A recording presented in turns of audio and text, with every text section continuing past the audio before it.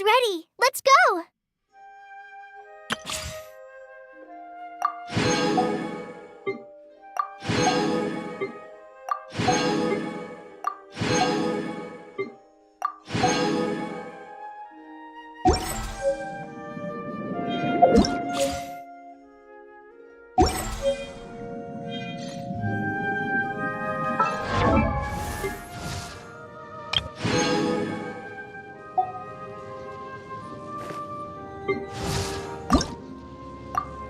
I created another universe and founded paradise.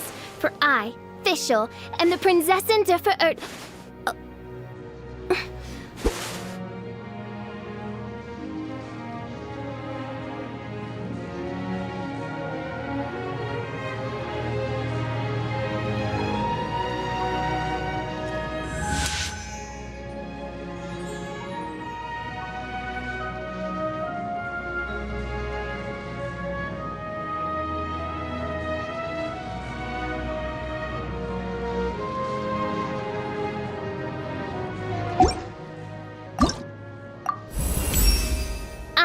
My magic arrow cries out my holy name as it streaks through the night, praying that the violet lightning of retribution shall strike the enemies of fate down from the skies. Quite awe-inspiring, main Fräulein. Since it's nearly dinner time, perhaps you might shoot a pigeon down while you're at it.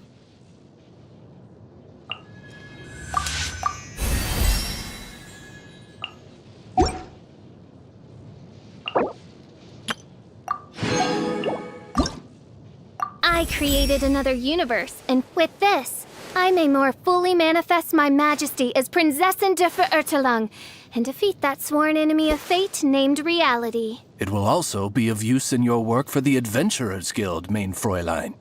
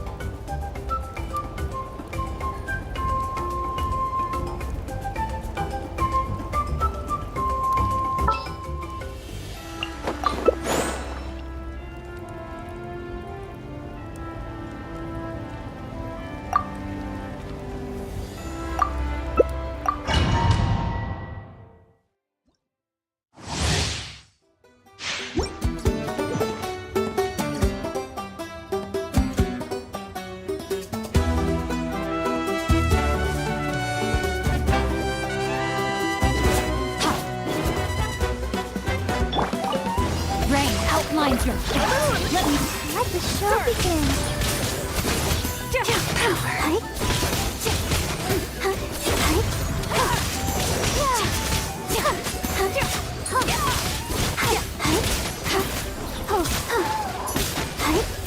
Off to the freezer. Fierce on the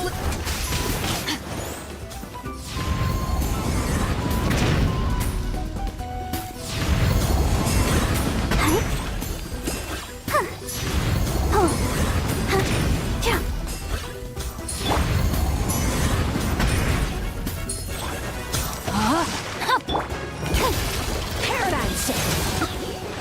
Fearless.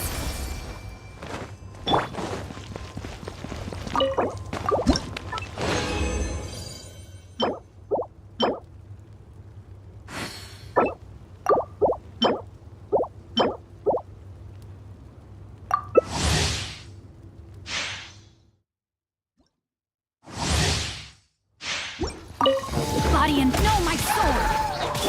I'll protect us. Sister. Time to act. Let's dance. And never guard those out. Hit a gooba. Rain cutter.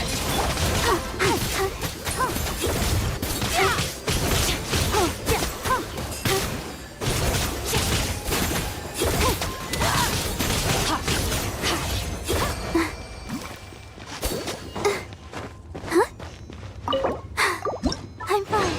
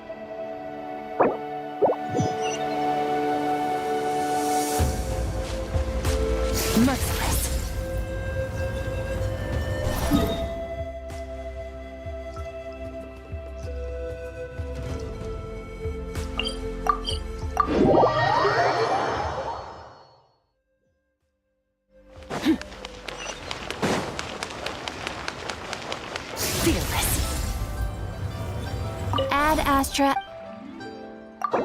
Thank you for Ad Astra.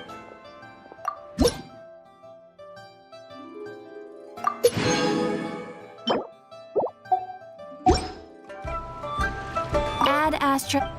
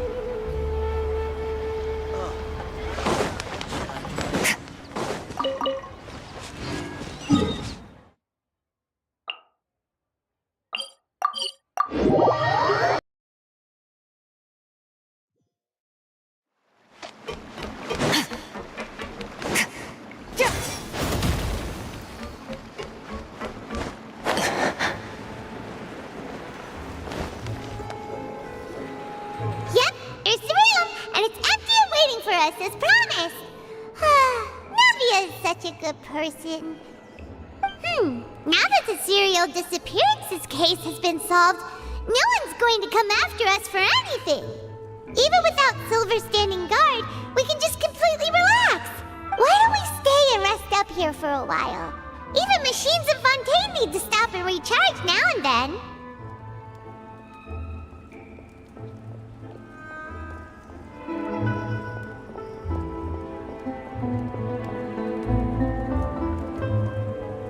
Oh, come on! This place isn't that bad. Besides, how often do we get to stay in an actual base? Oh, fine.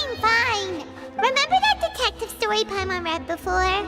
Well, the author is about to release a new book, so Paimon wanted to buy it as soon as it came out and have a quiet place to read it. Yippee! Then it's agreed. Come on, let's get some sleep. We'll need to be up first thing in the morning to get in line and buy a copy.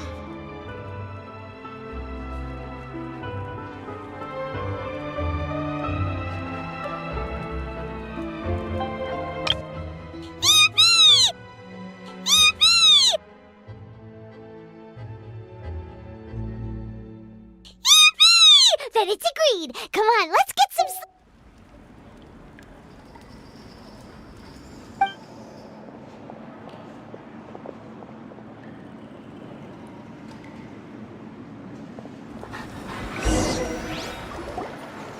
Paimon didn't expect that style at all. Even though it's a detective novel, it's also like a social documentary. Whew. It's actually pretty good.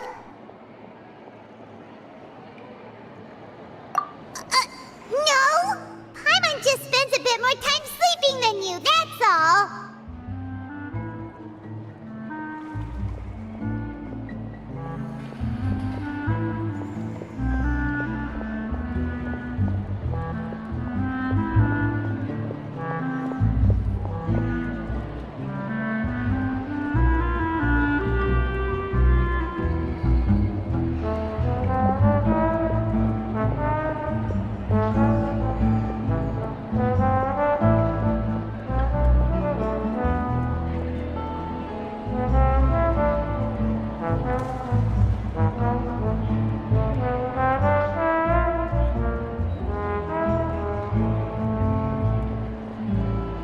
Excuse me, but do you know if the Traveler and Paimon are lodging here?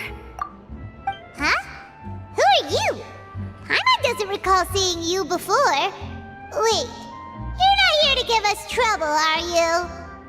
A blonde traveler and a chatty little fairy. Whew, looks like I found the place.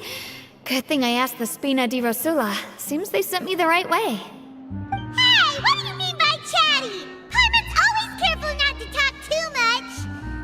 Most of the time, anyway. It's an honor to meet you both. I was sent from the Palais Mermonia. Monsieur Nourilette wishes to see you. It seems he has something important to discuss in person. Nivelette?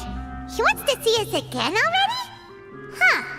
We talked so much the last time we met. Has something happened since then? I am not privy to the details. It would be best if you came to the Palais Mermonia and asked Monsieur Nourilette in person. If you say so, but Paimon has a bad feeling about this. Now that I've delivered the message, I'll take my leave. Thanks! We haven't left the room for a few days, so we'll head over once we've freshened up a bit.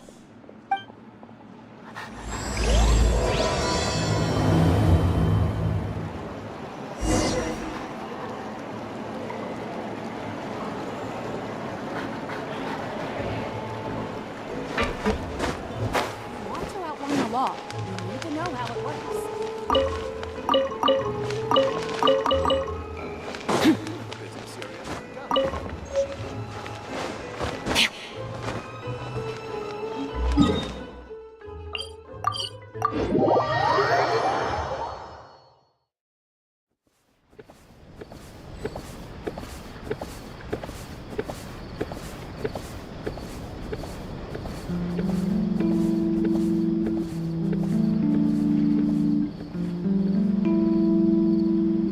All things come to an end, even time itself. Palais Mermonia.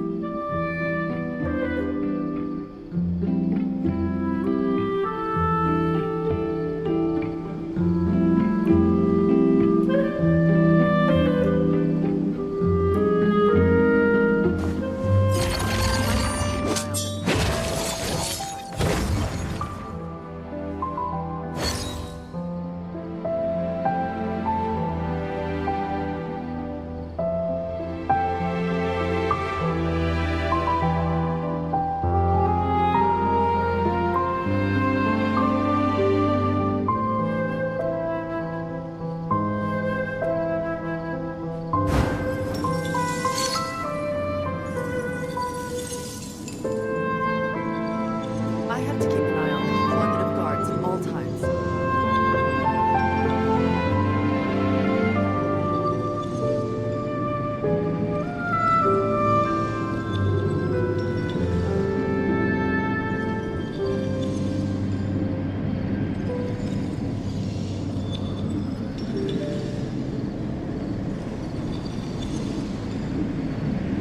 I have to keep an eye on the deployment of guards at all times.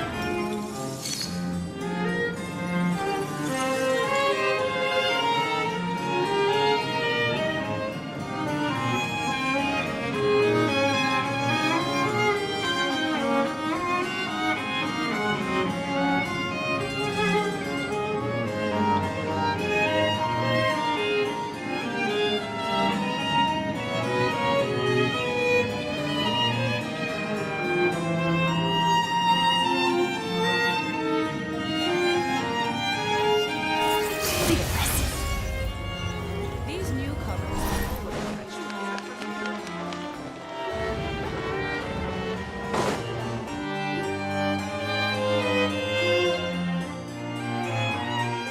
Neverland, we're here! Did you want to see us about something? Huh? Why were you just standing there?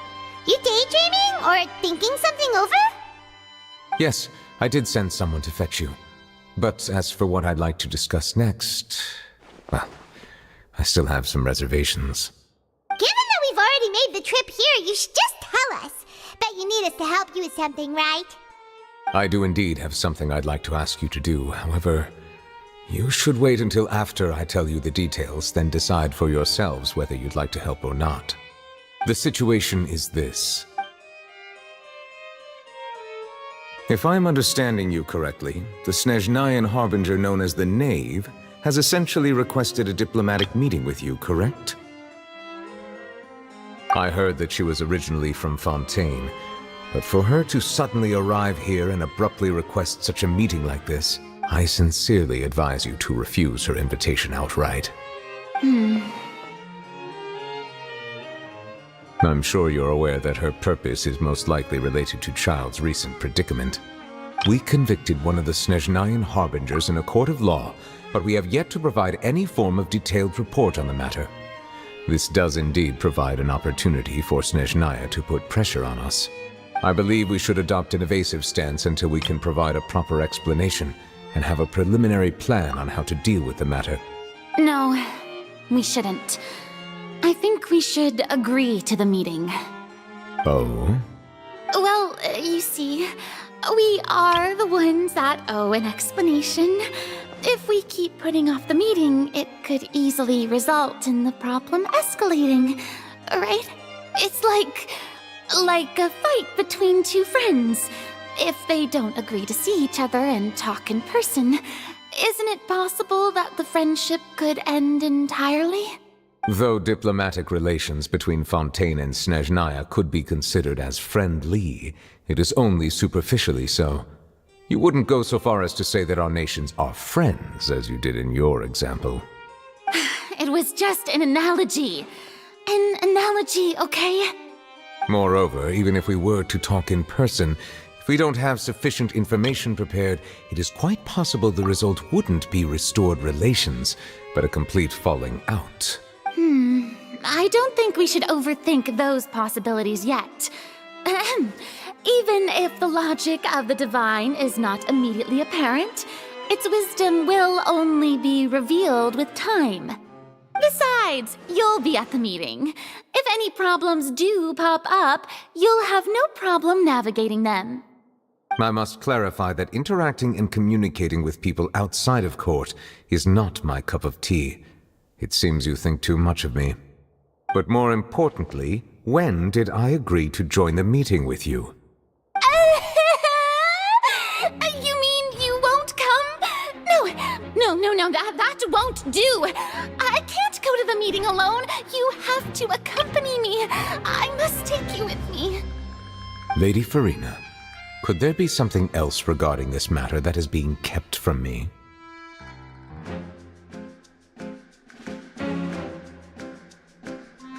No, not at all. Look, I am the Hydro-Archon of Fontaine, Focalor, the god of justice who is loved and adored by many.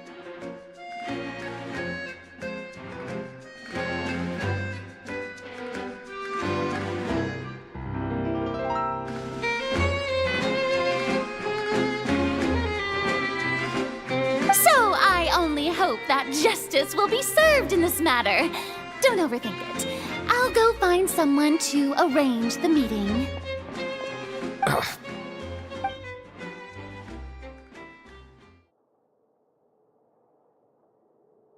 Though it could officially be considered a diplomatic conference, I prefer to see our meeting today as an ordinary tea party.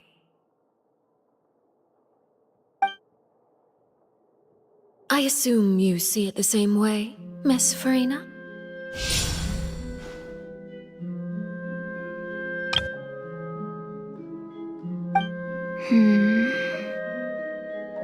Lady Farina?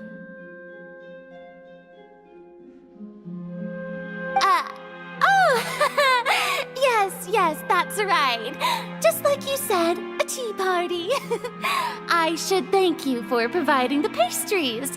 They look delectable.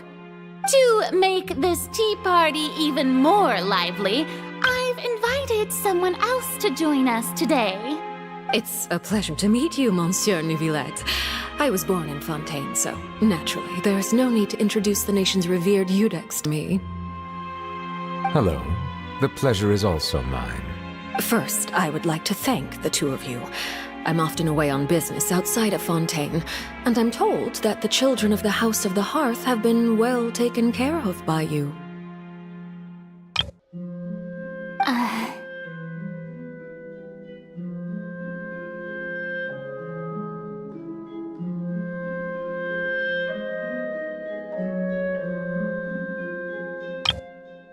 Oh, I'm not referring to when my children, Linny and Lynette, were falsely accused by you. Please don't misunderstand. The children of the House of the Hearth are often misunderstood, perhaps due to the reputation of the Fatui. There's no getting around that. All I meant to say is that Fontaine has been stable in recent years. The people are well off and the children lead happy, fulfilled lives.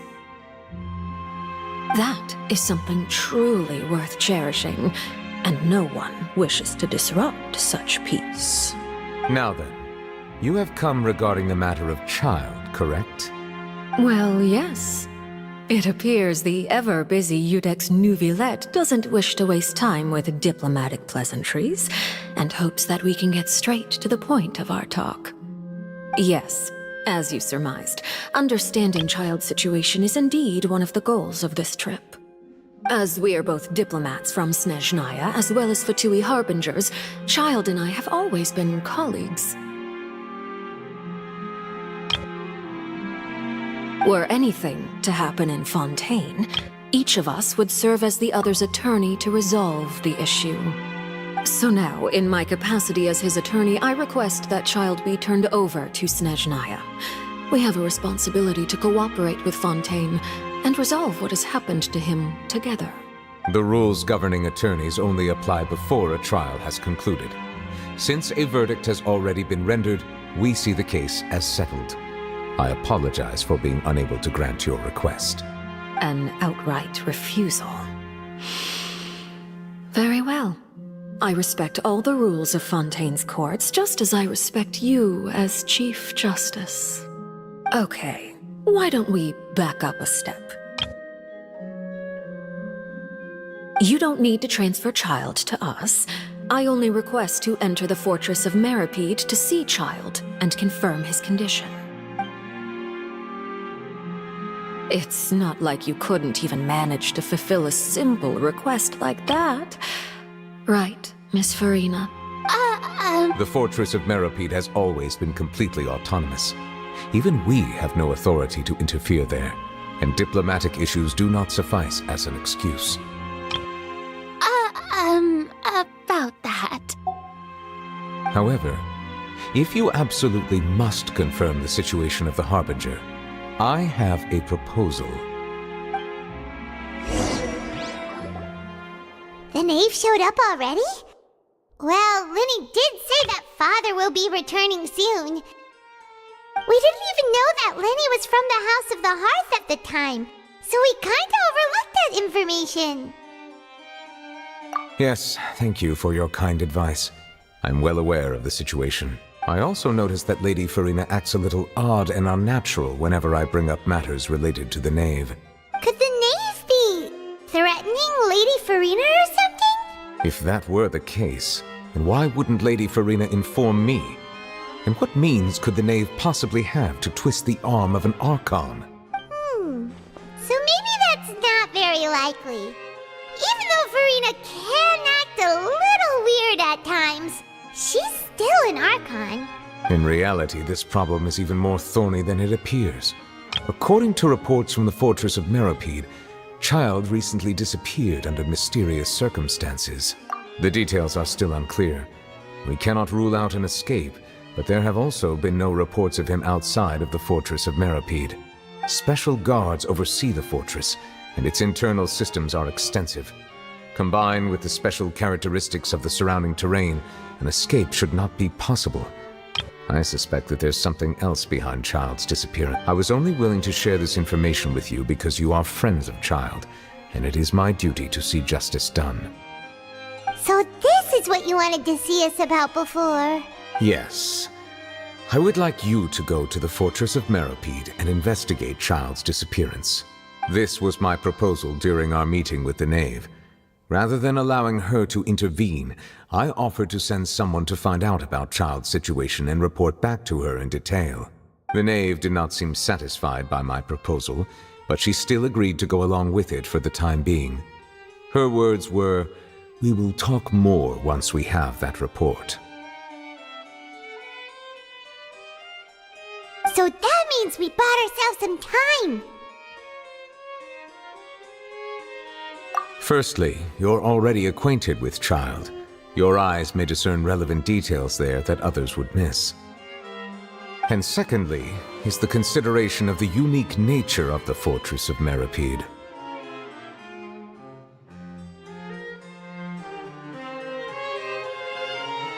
Isn't it just Fontaine's prison? I would not define it so crudely.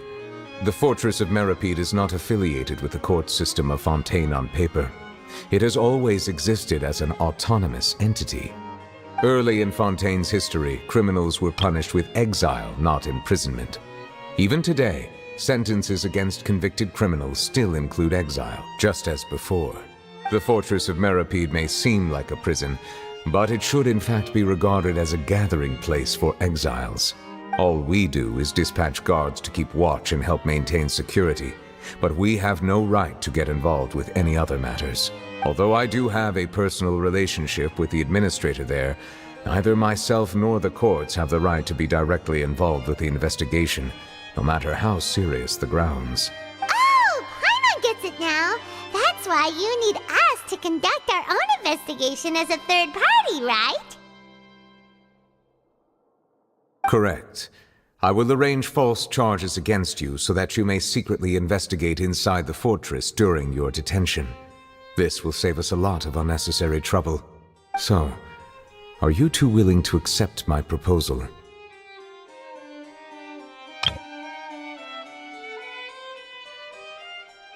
Yeah, no matter how you look at it, it seems we're the best choice. Alright, we hereby accept this difficult task. Reluctantly.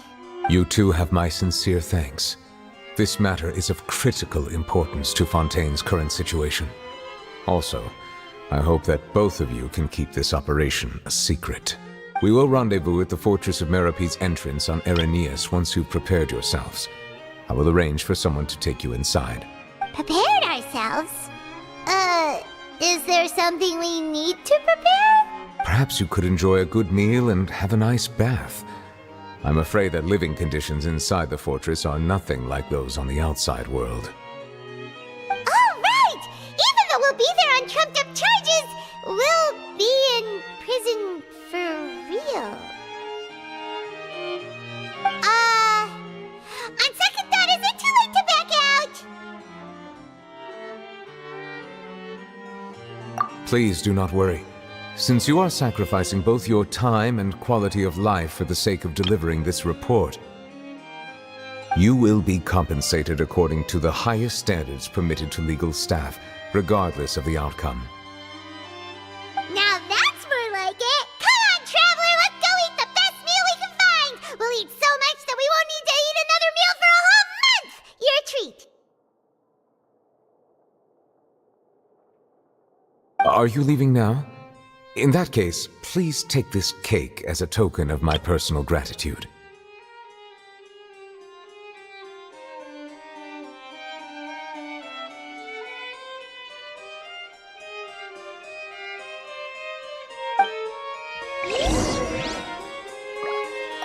Oh, no need to thank me for it. Just be sure to enjoy it.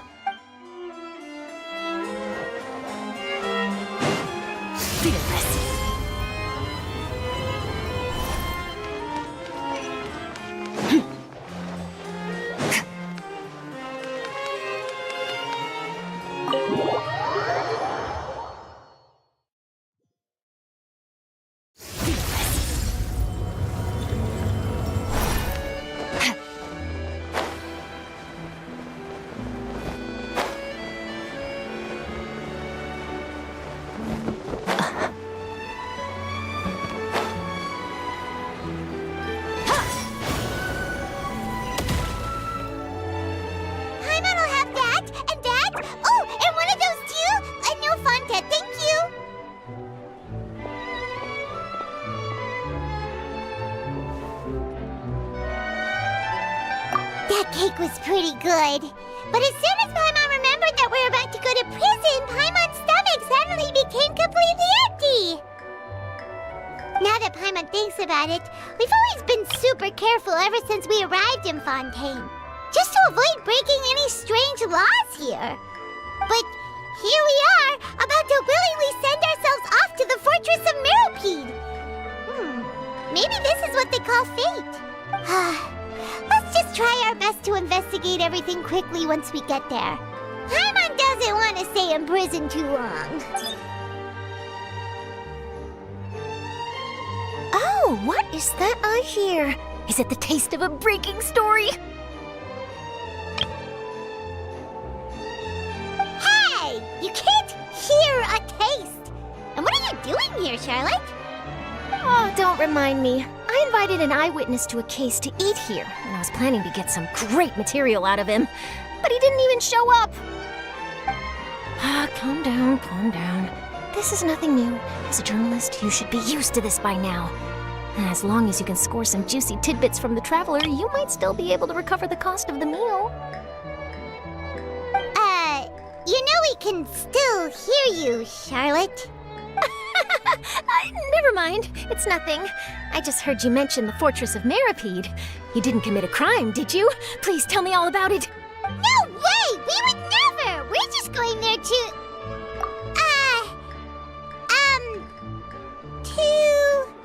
Oh no, Paimon almost forgot that Neuvillette told us to keep it a secret!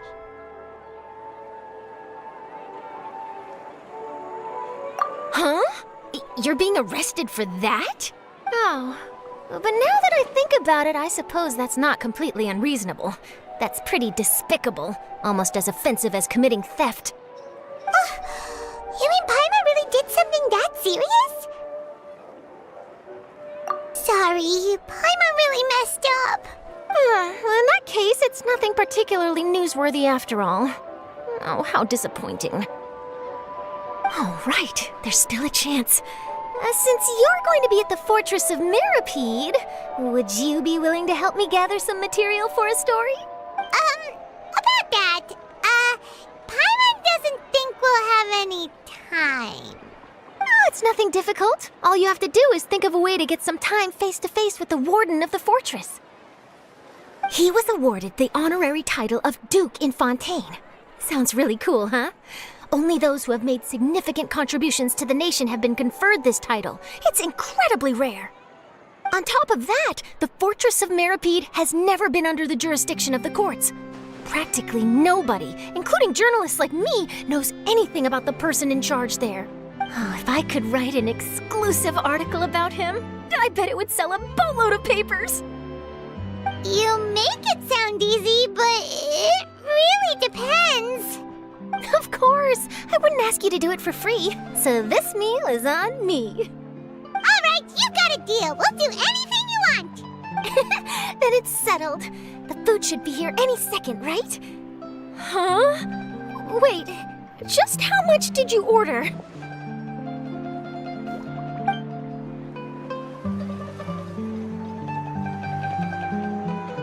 Oh, Paimon's so full.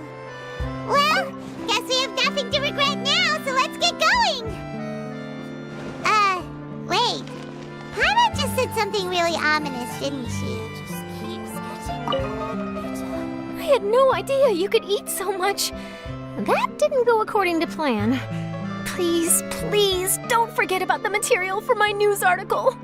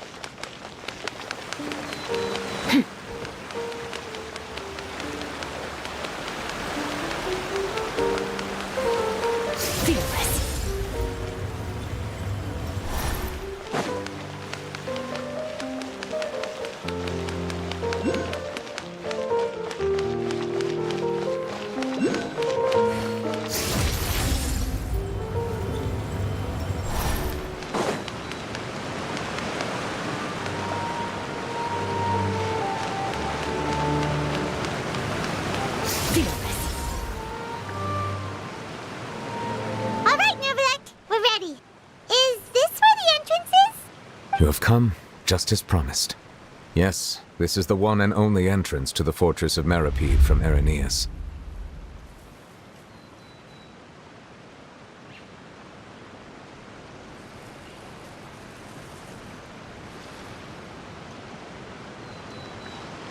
Careful. You may want to step back a bit. Whoa! So you have to go down from here? Is the prison underwater? Utilizing both the barrier of the water as well as the fear humans have of the depths, the fortress of Meripede is naturally the perfect place to confine and guard criminals. But do not worry. It is not nearly as frightening inside as you may think. You will see for yourselves once you are down there. Paimon hopes you're right. Don't know about you, but just thinking about being at the bottom of the sea like that gives Paimon the heebie-jeebies.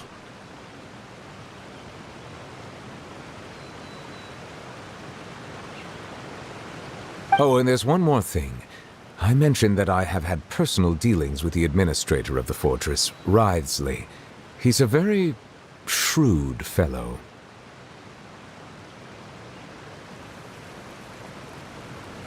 Yeah, we heard about him too. He's that Duke, right? Correct. He is the highest-ranking manager of the underwater prison.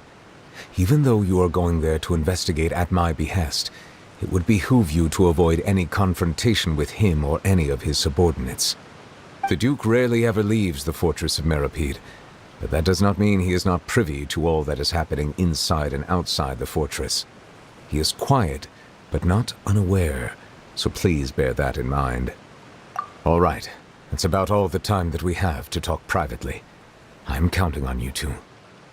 Don't worry, we won't let you down. Good. Madeline! I'm here, Monsieur Nervalet. These two are the newest convicts, I presume? Don't worry, they won't escape on my watch. Like we would try. Please follow me, you two. I'll process your paperwork for entering the Fortress of Meripede.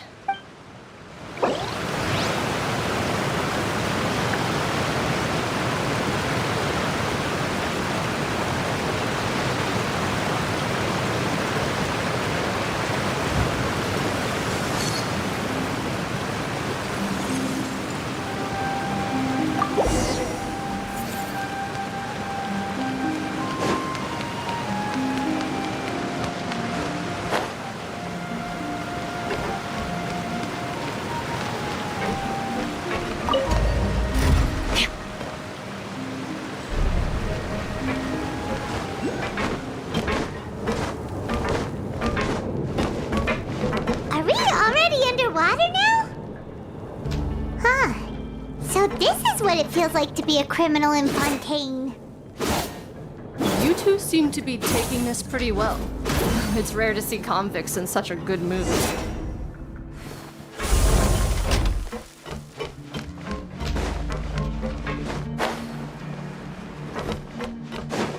Merciless.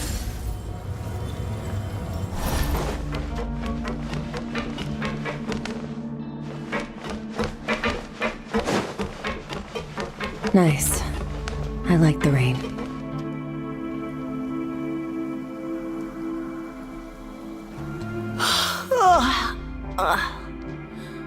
Oh, it's you, Madeline. Why'd they make you make the trip down here today? Monsieur Nervalet personally requested I escort these two convicts. I suppose he was concerned others might not be up to the task.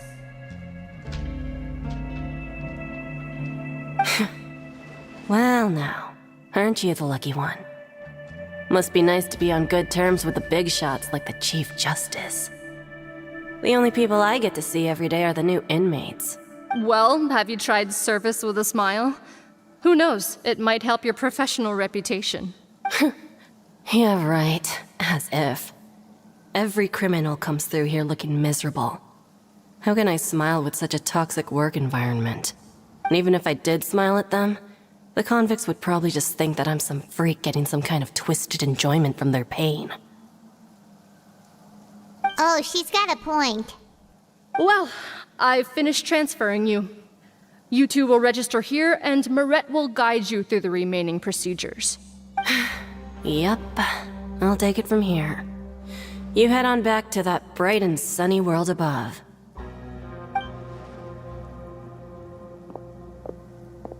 Okay, let me see. You are the Traveler and Paimon, correct? That would be us!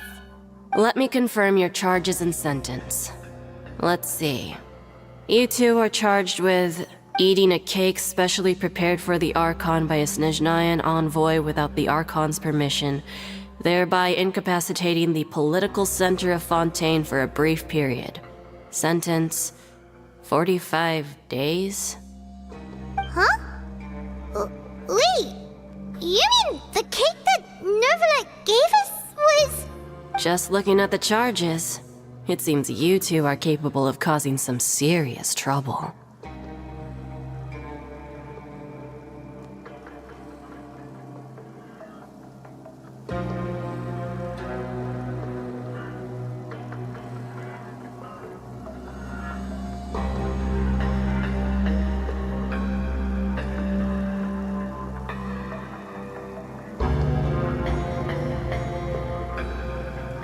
And considering how fond Lady Furina is of sweets, this crime is tantamount to trying to assassinate the Hydro Archon herself.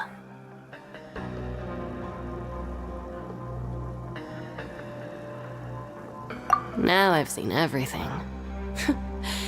Anyway, we still need to finish processing you before you can enter the Fortress of Meripede. Please stand in front of the board over there. I'll take your mugshots with my camera. Oh, all right! But be sure to catch Paimon's good side.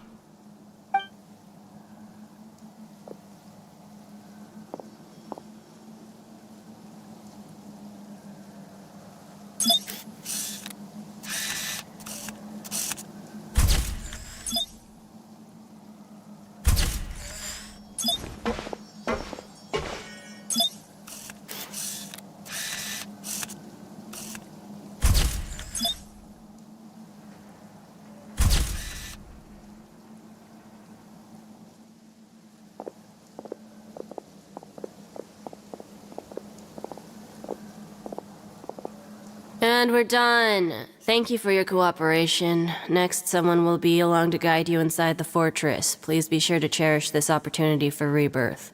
Huh? Rebirth? Isn't that a little much? We're only gonna be here for 45 days! You two are the new inmates, right? Follow me. Oh, okay! Paimon is Paimon and this is the Traveler! Save it. Not like I'll remember your names. Move it.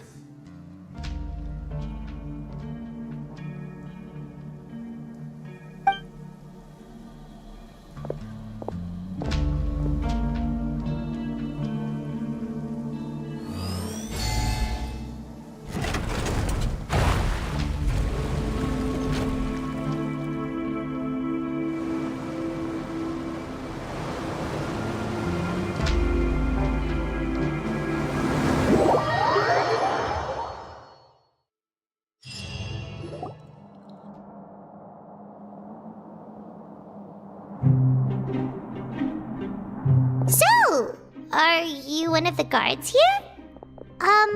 Is there anything we should be careful of while we're here?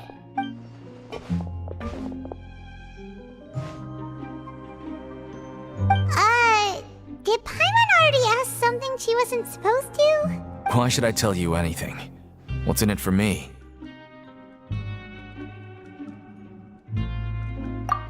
This is exactly why I can't stand you fish. I wouldn't even be doing this if it weren't for the credit coupons. Credit coupons? Alright, seeing as you're not the annoying kind that's getting dragged in here crying and blubbering, I guess I can tell you a few things. But next time, it'll cost you some coupons. Mora means nothing here. Here, we use credit coupons. Coupons can get you almost anything in the Fortress of Meripede. Desires? Fulfilled. You want power? No problem. Coupons can even change fate itself. So, credit coupons are a currency that can only be used here? It's not as simple as that. Like Moret said, everyone gets a chance at rebirth. No matter how much money or power you had before, it means nothing once you set foot inside the Fortress of Meripede. You have to start over and earn your coupons. Everyone starts from the same place, and you have a chance at a new, less terrible life. I guess that's the real purpose of the coupons. They symbolize true fairness and true justice. And this is also exactly why so many criminals choose not to return to the outside world, even after they've served their sentence. Oh, so that's what the Fortress of Meripede is like. Huh. Paimon was under the impression that it'd be more like a prison. It certainly ain't all sunshine and roses here, but it's also not the worst place to be. You'd better take a good look at the scenery now. It'll be the last chance you get for a while. After being away from the sunlight for so long, even the terrifying depths of the sea start to feel like home. It just stops feeling oppressive, you know? Oh, I'm actually an inmate like you two. Welcoming newcomers is a job I've picked up to earn some extra coupons.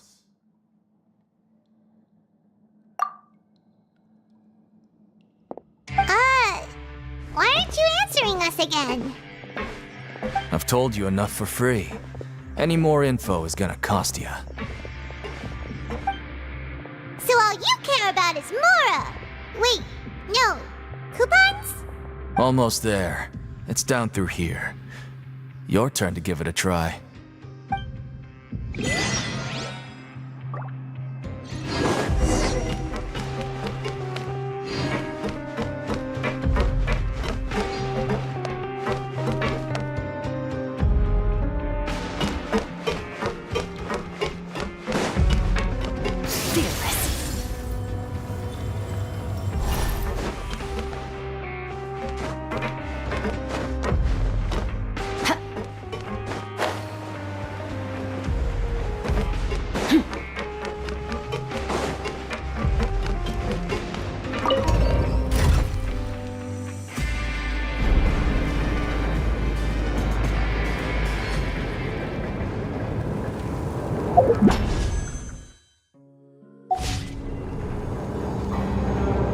Where do we come from?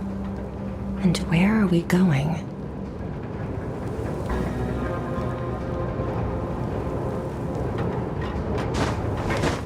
So, we're going even deeper now? Just how deep down are we? It's like a metaphor for your previous life, isn't it? Our lives weren't that bad.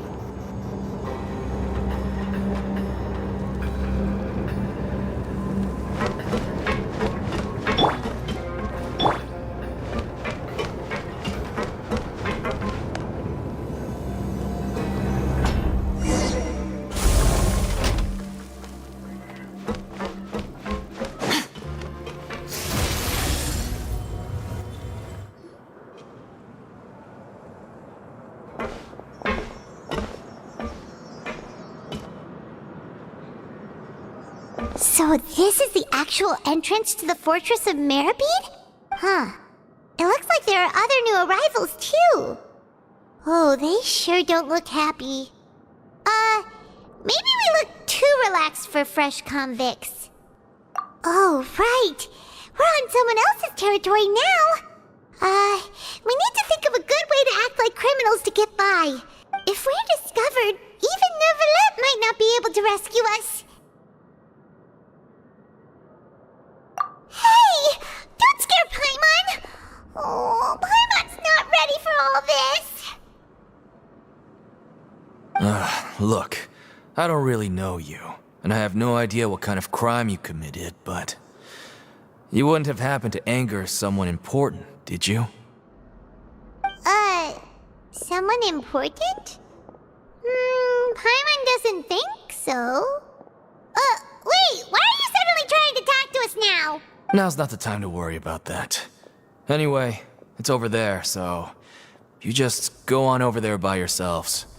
I've done my job, so good luck. What was that all about? Wait a second. Are there usually so many garter mechs around here?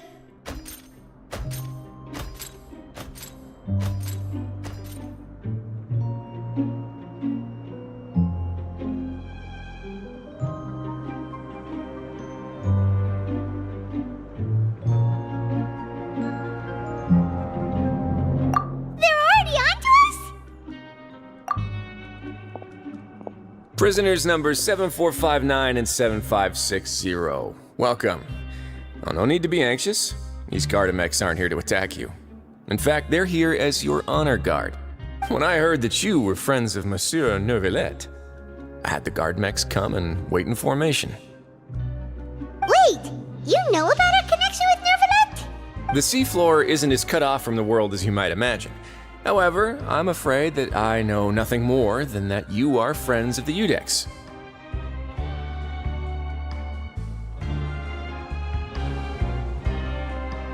And as you can see, committing a crime means being sentenced here, even if you're friends with the Chief Justice.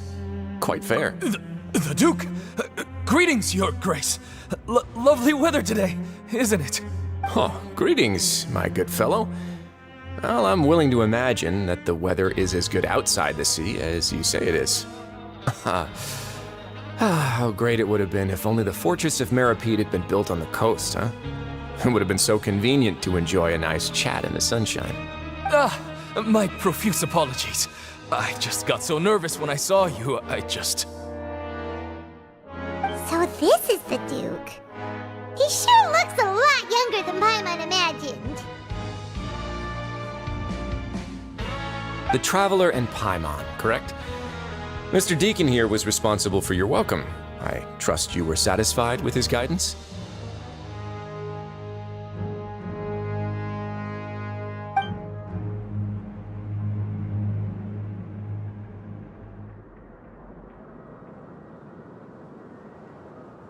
Ah, I see. In that case, I regret to announce that Deacon here has just missed the best opportunity in his prison career to be promoted. I admit that I was only thinking about the coupons. I'm sorry to have disappointed you, Your Grace. I once hoped for a chance to do some higher level work.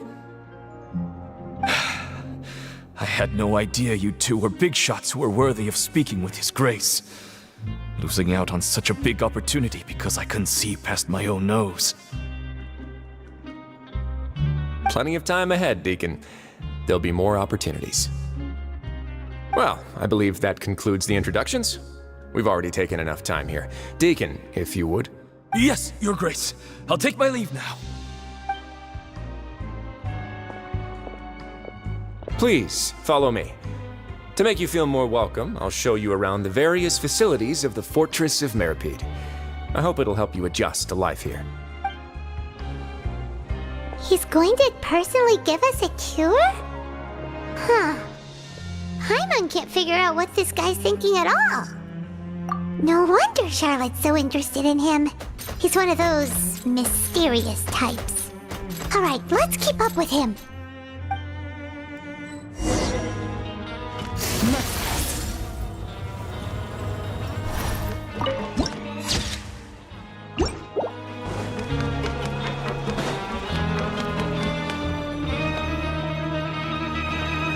There's no need to be so reserved. The label of criminal is nothing but one of many identities. And being criminally inclined here at the fortress is just one of many ways to survive. Is it really okay for the warden to think like that? We're real criminals, you know. What if we're too difficult to handle? Well, then maybe you'll be able to carve out a name and a place for yourselves in this underwater world, But before you go in swinging, please remember that in the Fortress of Meripede, it's better to not cause trouble for yourself or for the guards. Now, we've arrived at a very important place, the Coupon Cafeteria. You can come here and claim one welfare meal each day. Welfare meal? You mean it doesn't cost anything? That's right. Criminals are essential to fortress operations, so we must guarantee that they at least have the basic means to survive. But that's not how it was. Back in the day, it cost you credit coupons just to get a cup of water here. For fish like you who just arrived with nothing, you'd have to go to work hungry until you earned enough coupons to eat. It was only after His Grace became the administrator that we got the free meal rule. Now everyone gets a square meal every day, even no-good slackers who've never picked up a wrench in their whole lives. Nobody starves to death here. In the Fortress of Meripede, credit coupons are the only currency, and everything must be purchased. In some sense, you could say using the coupons is a form of trade. But trade is always conducted by people. So if we want trade here to prosper, we need everyone to work hard and live their lives. If nobody could even afford a meal, then the whole fortress would be up in arms. That would only make things more difficult for me. So, rather than saying that we're giving everyone a free meal here, you should say that everyone's hard work has improved the living conditions in the Fortress of Meripede. Your Grace's reasoning is correct, but what I said is also true.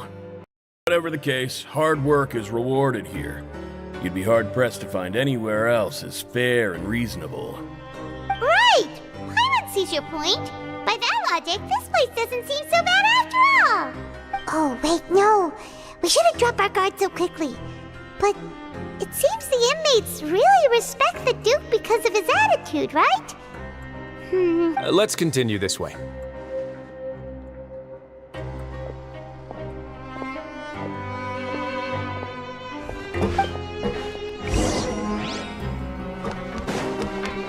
Merciless.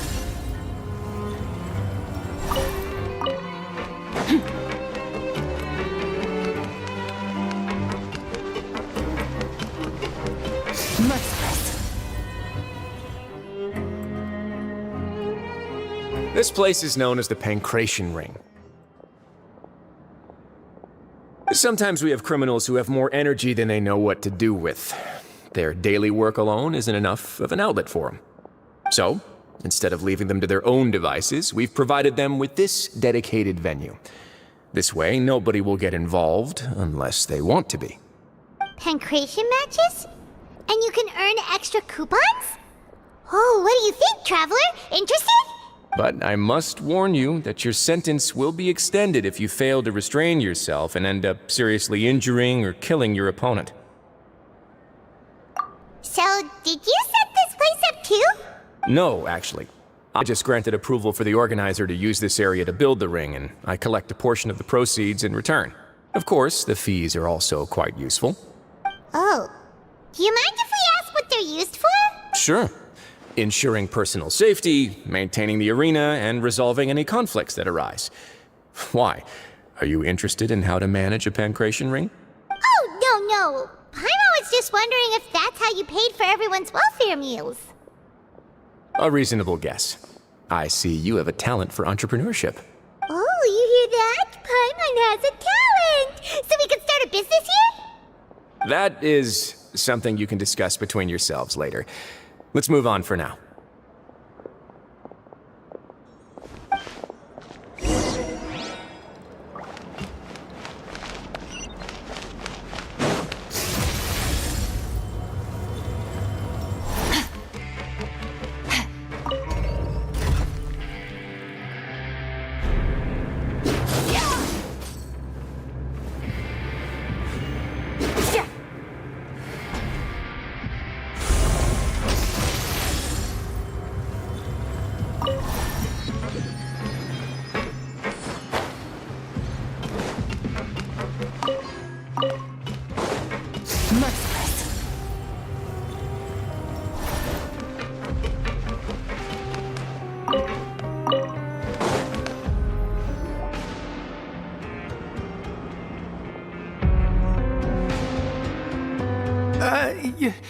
Your Grace. Good morning. I mean, good afternoon. No, wait, what time is it again? What time indeed? Time waits for no one, so it's best to keep an eye on it. My apologies, Your Grace. Jeez, that guy's so nervous he almost forgot to breathe. Sorry, forgive my manners. These are the dormitories, which is where inmates sleep. The guards will inform you where your bunk is later. In the Fortress of Meripede, criminals usually spend most of their time in either the production zone or the sleeping areas. The production zone? What does it produce? Is that where we'll be working? Not necessarily. Though working in the production zone is the most reliable way to earn credit coupons. If you have other skills, you can skip your shifts to earn them in other ways. Wow. Wait, you're the manager of this place, and you're just telling us The fact that the Fortress of Meripede has continued operating completely autonomously is proof enough that most people are willing to work honestly and earn a stable income. As for what we produce, many of the clockwork machines seen all over Fontaine originate from our workshop. Therefore, the Fortress of Meripede is not only a place where criminals serve their sentences, but also a giant machine factory. There's no need for me to get into specifics about the production process now. You'll experience it all firsthand when you report for work tomorrow. Let's move on. The tour continues over this way.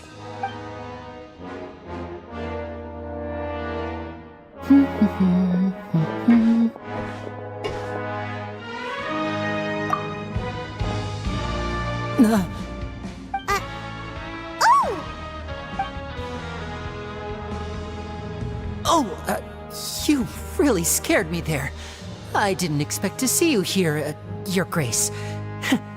I thought maybe I was so tired from work that I was starting to see things.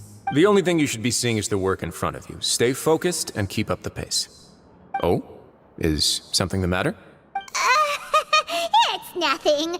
Paimon's just worried about how hard we'll have to work tomorrow.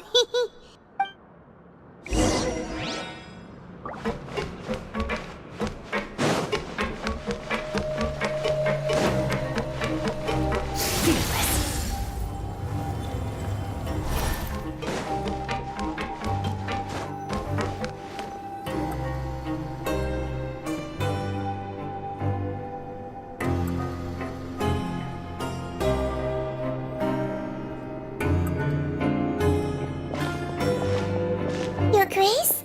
What are you doing in the infirmary at a time like this? Oh no, you didn't injure yourself, did you? Not yet, unfortunately for you. But thank you for your concern, Sigewin. Then you must be here for those two. Allow me to introduce you. This is the infirmary, and Sigewin here is the Fortress of Meripede's head nurse. Hello, new faces. They call me the head nurse, but I actually handle all the nurse-related work all by myself down here. Since you seem to have some rare downtime with no patients, perhaps you could find the time to join us for dinner? Oh, then these two must be some important convicts. Sure, I'll join the welcome party. Thank you. Your presence will be the pièce de résistance for today's tour. Oh, so the tour part is over now? I believe I've already covered the primary aspects of life here in the fortress. As for your work, there'll be someone else to guide you through the details. Is there anything else? I seldom conduct tours, so why don't you just ask if you have any questions? Well, this is our first time here. Paimon's not sure what to ask. Then let's head back to the coupon cafeteria. Maybe a meal will help you think up some questions. You should at least try to be excited. Our free meals are actually pretty good here.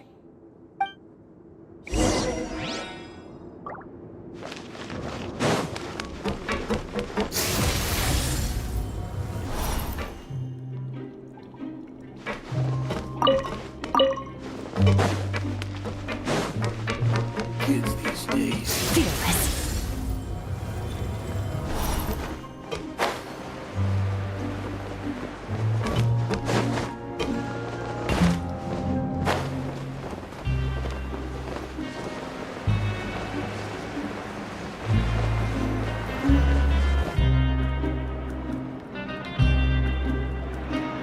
What do you think of the food? Does it meet your expectations? Wow, it looks delicious! Neverlet made it sound like living conditions in the Fortress of Meripede wasn't very good. Who would have guessed that criminals get to eat tasty food like this every day? Oh, isn't that the meal box that only super lucky people manage to draw? Seems like you two are quite fortunate. It actually has nothing to do with luck in this case. I had a word with Walsey, so you didn't have to draw lots like everyone else. Oh, you mean the meals are random? Yes, what you get to eat depends completely on your luck. You could say that it's a distasteful little game that Chef Walsey likes to play here in the cafeteria. Paimon knew it!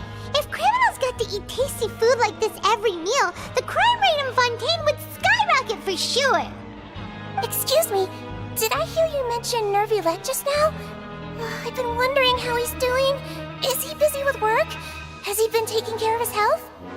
He seems healthy no matter how you look at him, but he works so hard all the time, so it must be really tiring. It sounds like he hasn't changed a bit. Looks like you can stop worrying so much, Sijuin. Oh, that's good. But I still feel like it's been too long since I've heard any news about him. No news is good news. Maybe next time I've got something to discuss with him, I can invite you to accompany us. But isn't the Fortress of Meropide independent from Fontaine's court system? What do you two have to discuss? Well, we provide all kinds of mechanical products for official use, and some essential goods have to be obtained from the overworld, so we naturally have to stay in touch about this and that. Monsieur Neuvillette's character is unimpeachable. No matter the question, you can discuss it openly and freely with him. Talking with him feels quite effortless. In light of that, I am quite willing to go out of my way to show respect and accommodate him. In fact, right now, I'm treating you two as guests invited by Monsieur Neuvillette. But unfortunately, I can only do so until the end of this meal. After this, you two will just be inmates here. You're very welcome. Well, your new life awaits.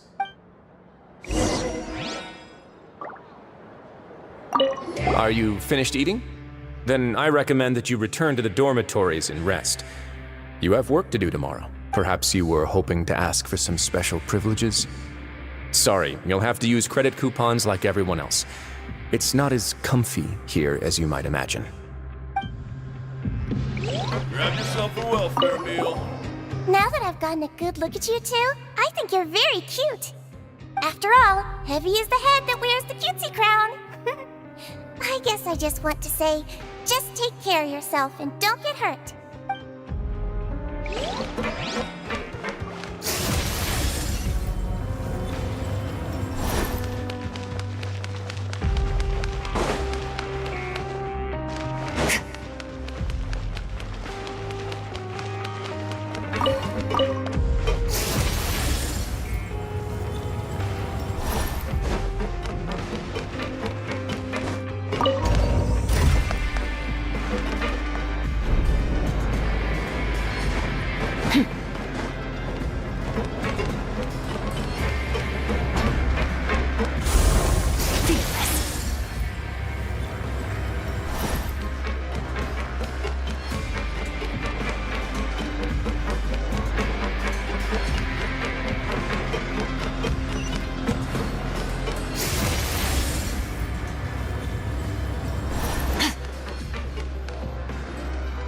Traveler in Paimon, right? Listen up. As new inmates, the only thing you need to worry about is what to do and when to do it. Don't make any extra trouble for yourself. Your bunks are right over there. Follow me.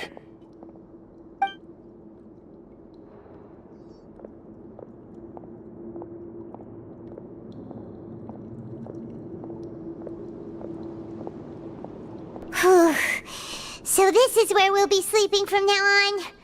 Oh, Paimon can't believe this!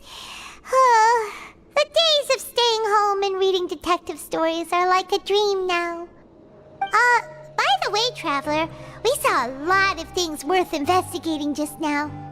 Even though the Duke didn't say it too directly, judging from what he said at the end, it seems that he was only welcoming because we know Neuvillette.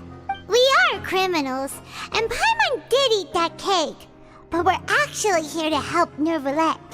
Is it possible that he knows we're here on a mission? Or is Paimon overthinking things? Yeah, Paimon thinks so too. He probably knew why we came here from the very beginning and intentionally wanted to send us a message. Maybe something like, "Hey, I have my eyes on you, so don't try anything funny." Yeah, you're right. It's not like we can go back to Neuvillette empty-handed and say, "The dude looks scary, so we gave up." And besides, the Duke said that he was willing to go out of his way to show respect for Neuvillette, right? So, we at least need to try. But Paimon hasn't gotten a clue where we should start our investigation.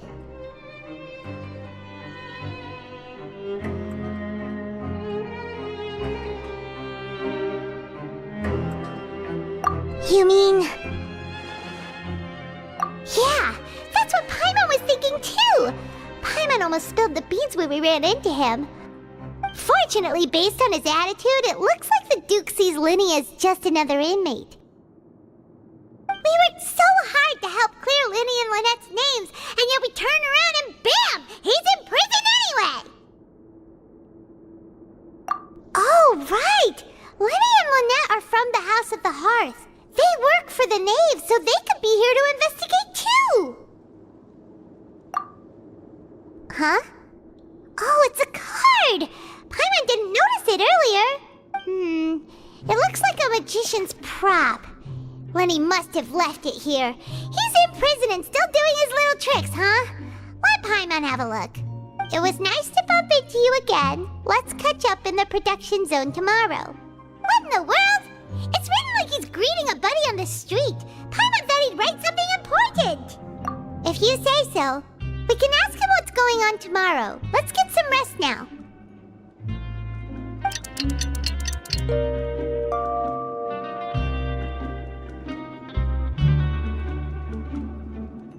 Hey, you're finally awake!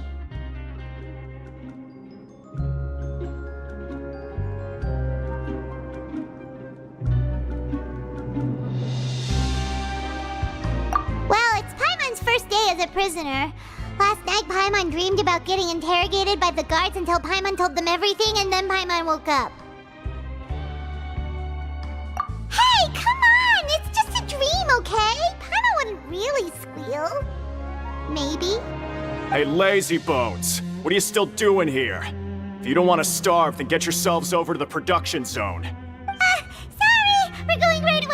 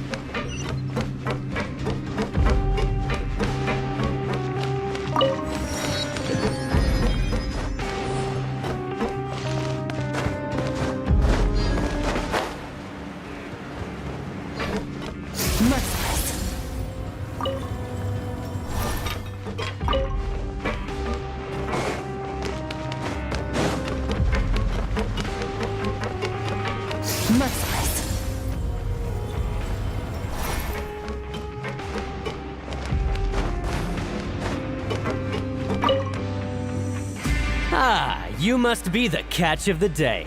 Looks like you've got some luck getting assigned this space. Yep, we just arrived yesterday and... Don't interrupt me when I'm speaking! Yes, sir. Listen carefully to my instructions. I don't want any mishaps. Every machine here is worth more than the both of you. Working around these machines can be very dangerous. Do your job well, and you can eat in the cafeteria after your shift. Get sloppy, and you dine in the infirmary. Anyway, the Fortress of Meropee doesn't want to lose a single one of its machines. And it also doesn't want to waste the production potential of any inmate. You got that? Got it! Your job is to use the machine over there to process widgets. Watch carefully, and make sure you step on the pedal at the right time. If the machine gets jammed, then give it a little maintenance with your fist. Here, take this.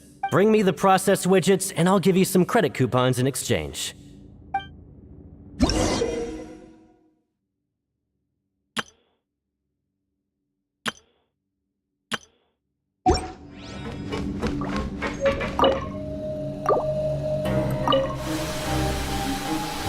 the widget is hot enough to glow, jump to step on the pedal and hit the widget. So if the machine gets jammed, you just need to attack it to fix the problem.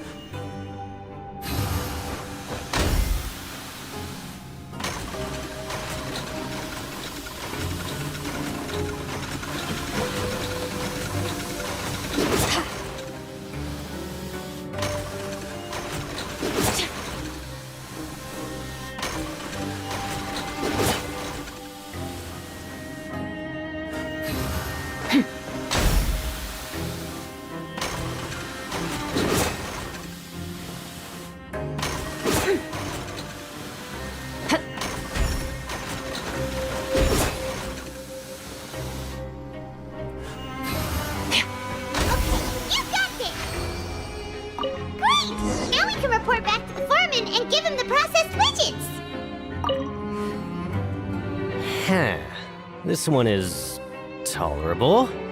Though since the processing is done by machine, the product is all pretty much the same anyway. Alright, I'll pass you for now. And we'll count up how many credit coupons you've earned.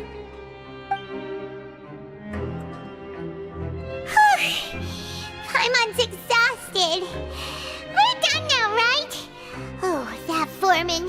He's so scary that Paimon couldn't even speak. Ugh.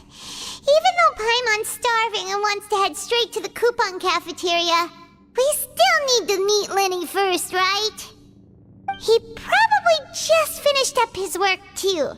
He should be around here somewhere.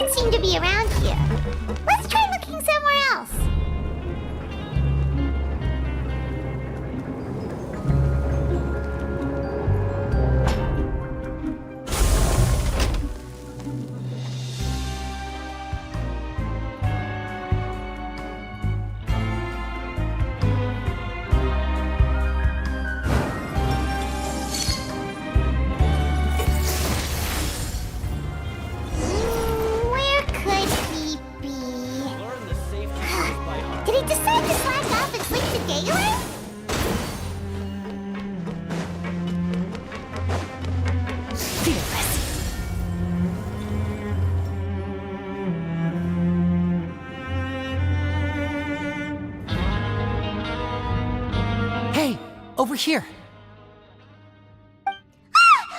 Oh, you scared Paimon! How did you appear out of nowhere like that? Oh, you scare so easily now? Is there something worrying you these days? You little... The only thing we're worried about was trying to find you. Sorry. Come over here and keep it down.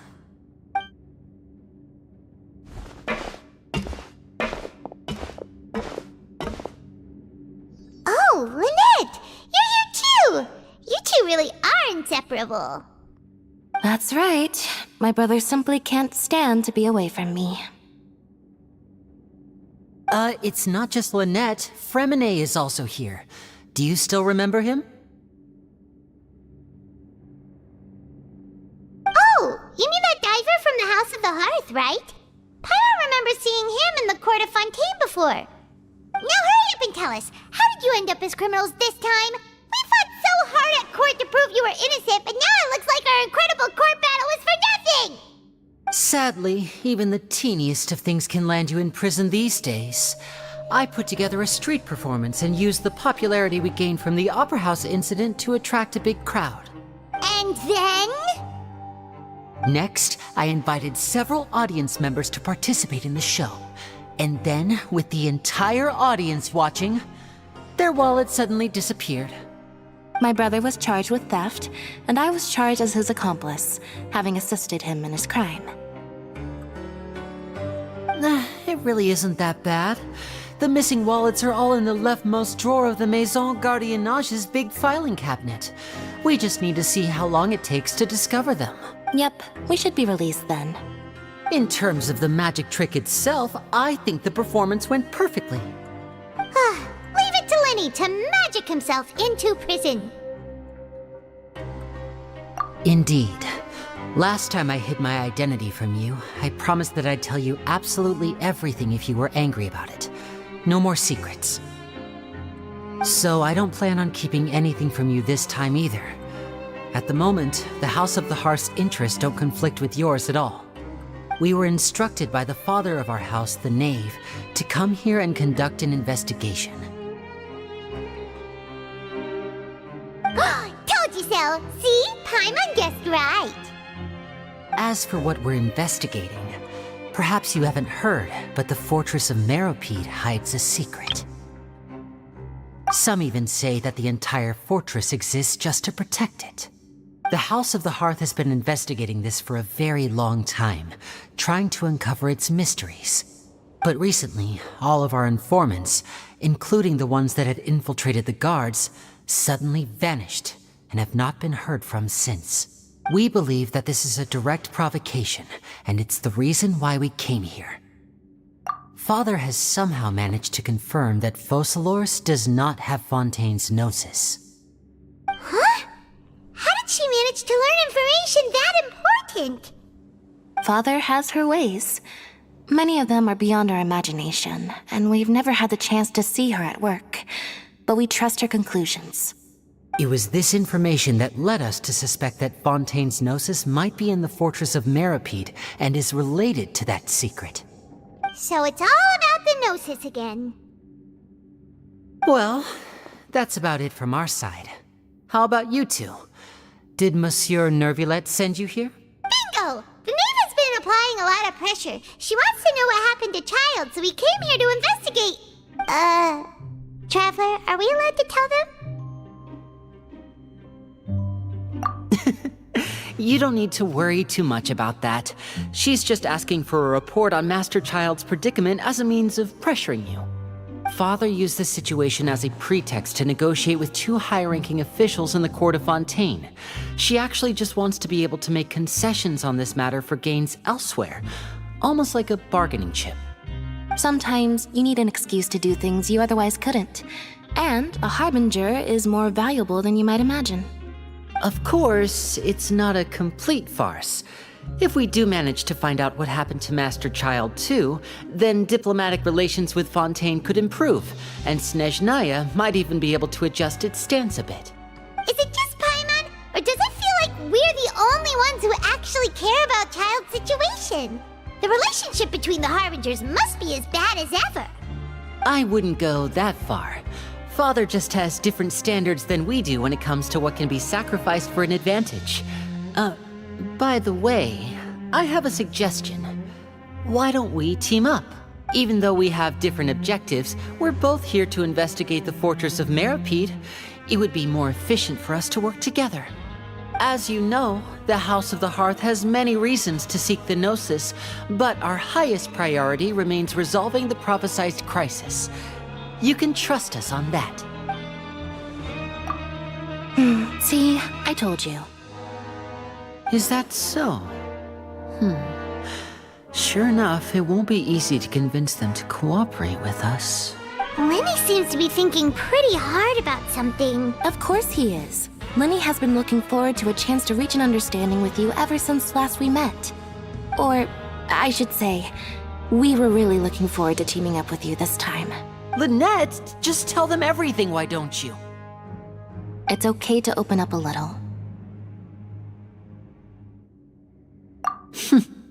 Very prudent of you, and consistent with your behavior since we first met.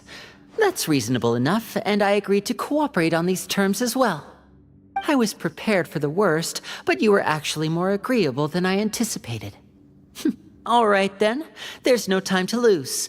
I have some information to share, so listen carefully.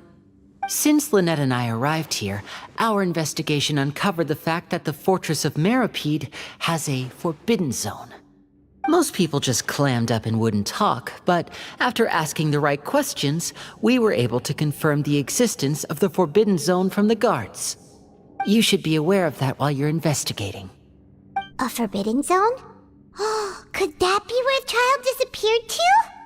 You're right, we'll definitely keep that in mind. Good.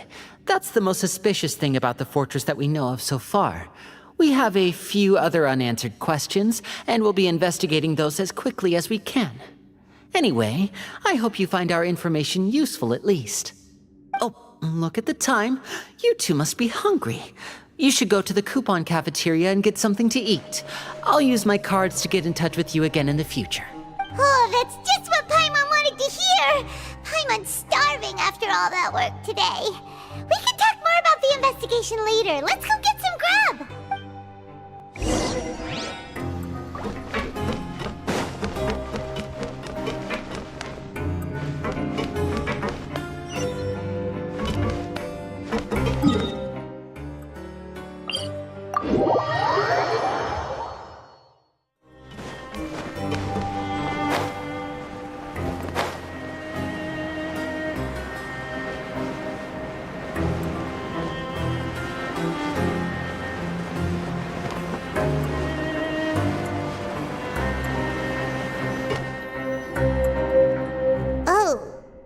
Wasn't kidding. Today's meal is nowhere near as good as last time. Oh, who knows how long it'll be until we're lucky enough to get that super tasty meal again. Forget about it then. We'll just deal with the regular food for the time being. Let's just get out of here as soon as possible. But life here doesn't seem all that bad. Other than the foreman being kinda mean and the work being pretty tiring. You think so, mate? If I had a coupon for every fish who said that. Seems you fishies still haven't learned your lessons from your life up on the surface. If you take things at face value, then by the time you reach a dead end, you won't even know how you ended up on that road in the first place. I like your attitude. I can, let you in on a little something. Everyone's been telling you to just follow the rules and not cause any trouble for yourself. Am I right? But what they don't tell you is that the rules aren't exactly what they pretend to be. The rules for being a prisoner. The truth is, this place has a lot of hidden rules. Huh? Hidden rules? What do you mean? Not everyone knows about those rules, but whether you know them or not, once you break one, you might encounter something even worse than death. Really? Oh, now you're really scaring poor Paimon. Don't joke around like that! Of course. And I'd say that just disappearing would be one of the better outcomes. Oh, you mean that if there really are hidden rules, then Child's disappearance might have something to do with that? In that case, would you tell us some hidden rules? We definitely want to avoid breaking them. Come on, mate. This is valuable information. The difference between life and death. Do you really think you can just ask and I would tell you? Paimon understands, but we don't have many credit coupons yet. Yeah, I know. Not like I'm going anywhere. Just come talk to me after you've saved enough. Moreover, you're new fish, freshly caught. and completely out of your element. What'd be the point in even telling you anything before you've gotten a handle on your new lives? Come and find me once you've been here longer. I'm usually around the rag and bone shop. Just call me V-Doc. Bye-bye now.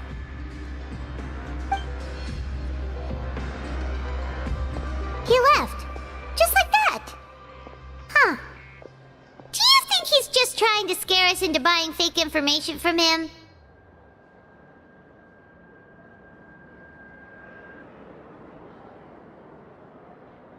Yeah. It might be a good place to start in our investigation. Hidden rules, huh? But, like he said, we don't have any coupons and we're still not familiar with this place. Oh, there's nothing we can do about it now. Ah, we were so busy talking we almost forgot to eat. Even if it's not the best, it's probably better while it's warm. Come on, dig in before it gets cold.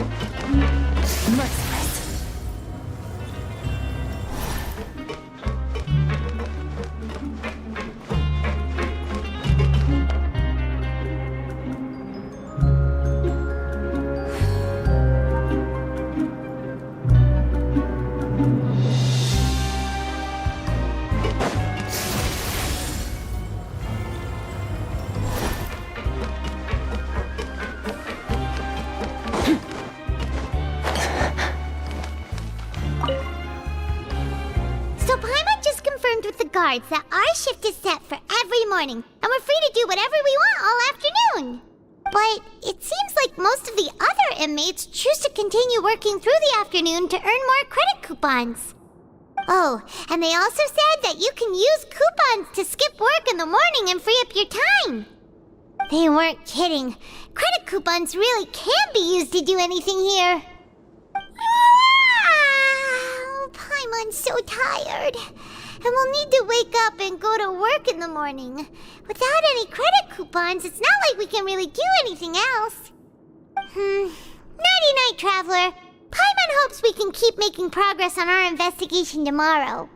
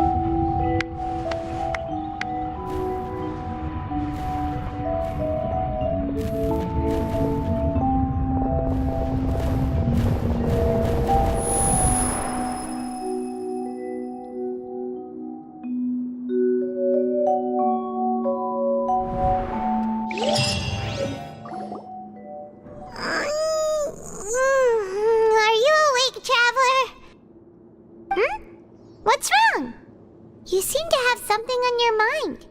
Did you dream about something last night? Is that even possible?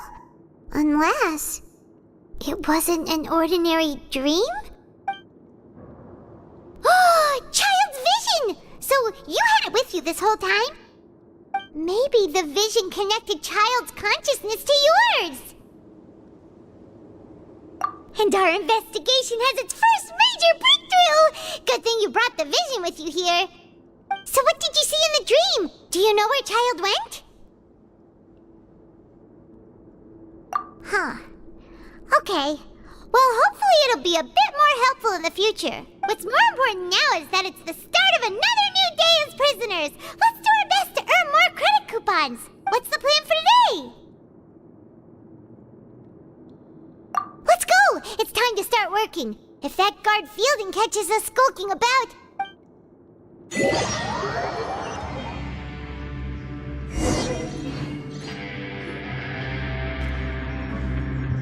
Look who decided to show up! Get your butts in gear and get to work. Time's a-wasting. Good, here you go. Remember to give me the widget once you've finished processing it.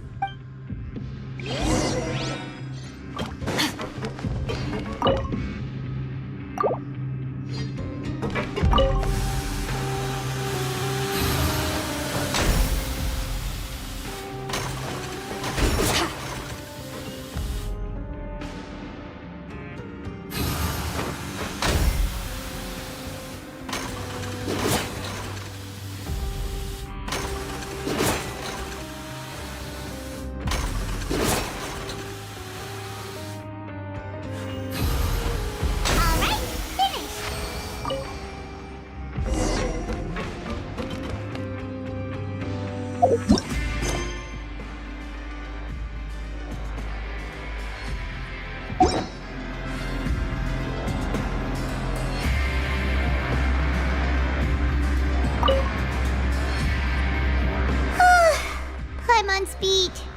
But after so many shifts, it seems we're really getting the hang of it now. Hey there, fellow shiftmates. I saw you finished your work, so I thought I'd come over and say hi. Oh, hey there! We've seen you before. Your assigned workspace is really close, isn't it? That's right. The name's Rowan. This past few days, I couldn't help but notice the new faces working nearby. I guess we were destined to meet. I've been working here for almost 15 years. Even the foreman, Grainville, always calls me Chief. Whoa, you've been working here a long time, Chief.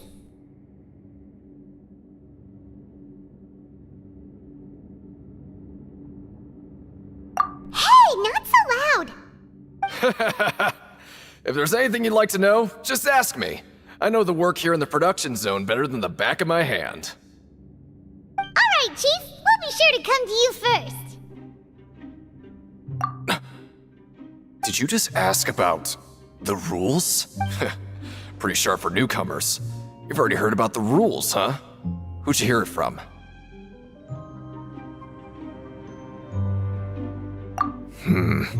Alright.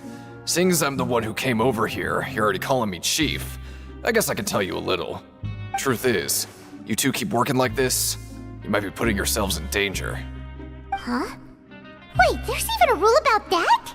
What would have happened if you never told us about this? Well, it's usually not that easy to break one on accident. The conditions of the hidden rules are usually pretty specific. But once you do break one, bad things happen. If you work continuously in the production zone for 3 days, and if all you do besides eating and sleeping is just work, then something bad will happen during lunch on the 3rd day. Huh? Like what? Oh, don't scare Paimon! If I knew that, then I wouldn't be standing here talking to you, now would I? You mean, even you have never tried working 3 days like that before? There's actually a legend about this rule. They say that there was a worker who worked way harder than me. He was both efficient and eager on the job, and most other workers couldn't hold a candle to him. One time, he tried to test his limits and worked as long as he could. Then during lunch on the 3rd day, he disappeared into thin air, as if he'd evaporated. Later, some people went and asked some of his past friends about him, but they said, never heard of the guy. What the? How could that happen? Unfortunately, we were assigned different production zones. I never saw for myself what he looked like. Wait, are you thinking that it was... Huh? Oh? You... Listen, kid. This ain't the kind of thing you should be curious about. Let me tell you, you're better off forgetting about it and looking after yourself. Now I kind of regret ever telling you. Yeah, I agree with Chief here. Do you really want to try? Alright, if you insist.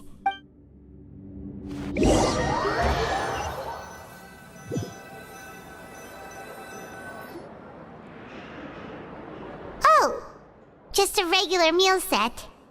Guess Paimon shouldn't get her hopes up. What would you like to do this afternoon?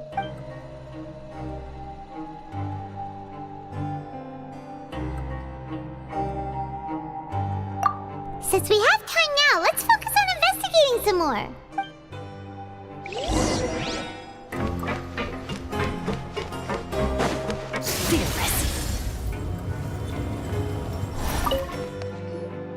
Oh, hello.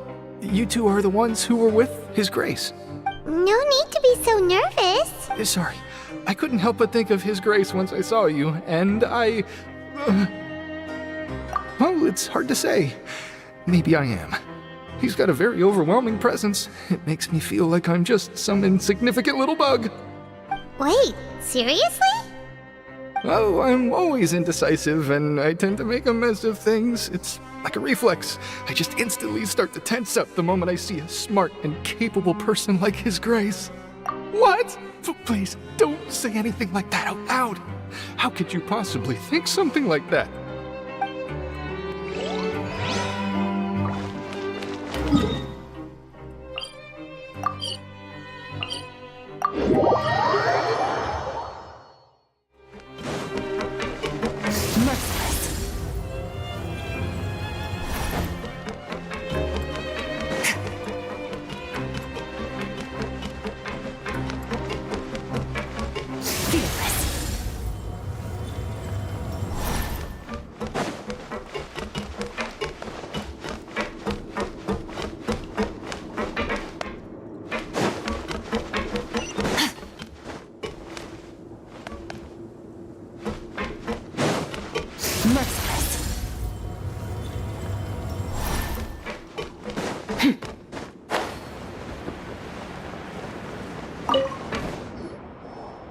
Oh, wonderful.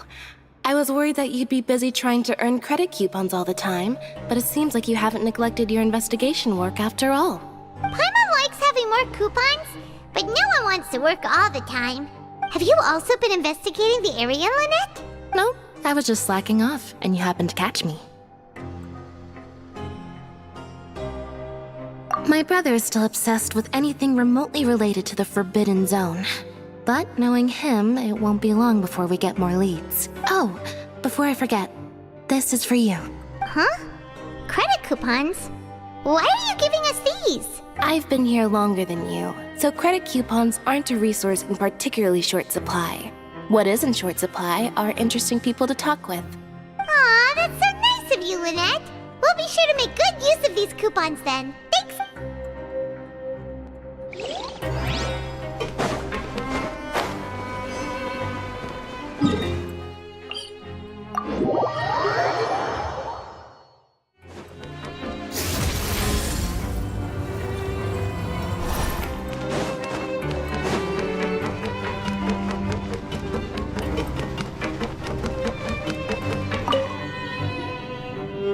Hey, it's the Traveler and Paimon. No need to tease me, okay? I won't trip on the same step twice. Just like His Grace said, paying attention to every little detail is the key to prosperity. Maybe this is the true meaning of rebirth, not just earning credit coupons.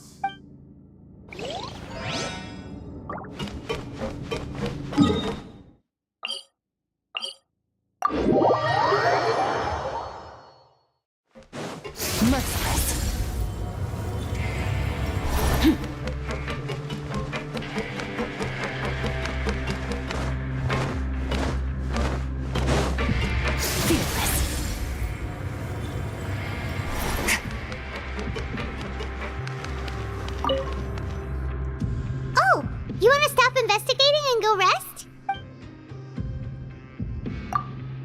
Okay, you should rest up. We'll be back at it tomorrow. We woke up so early today that Paimon's been nodding off all afternoon. Good thing it's finally time for bed.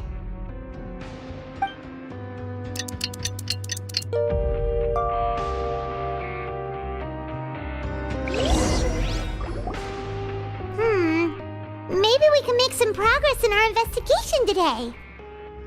What do you have planned for us?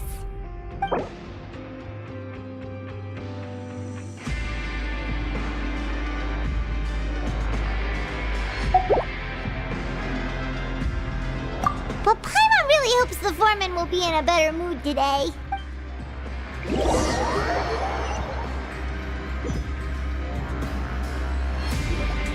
Look who decided to show up. Get your butts in gear and get to work. Time's a-wasting.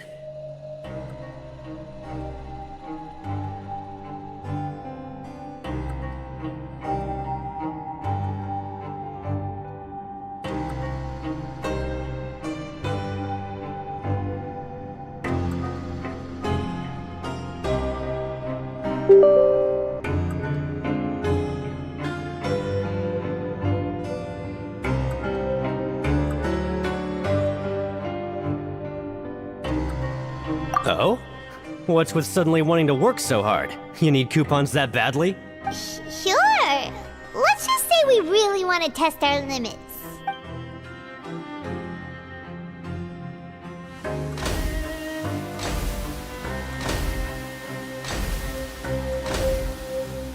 Nice! We did well today. Let's keep it up!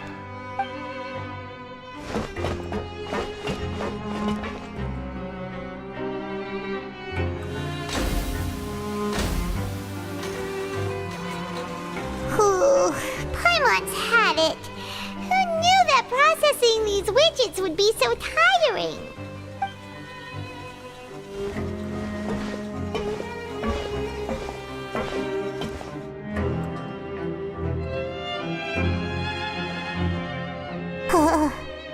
That's it. Paimon doesn't even have the energy to talk anymore. Is it time to eat yet?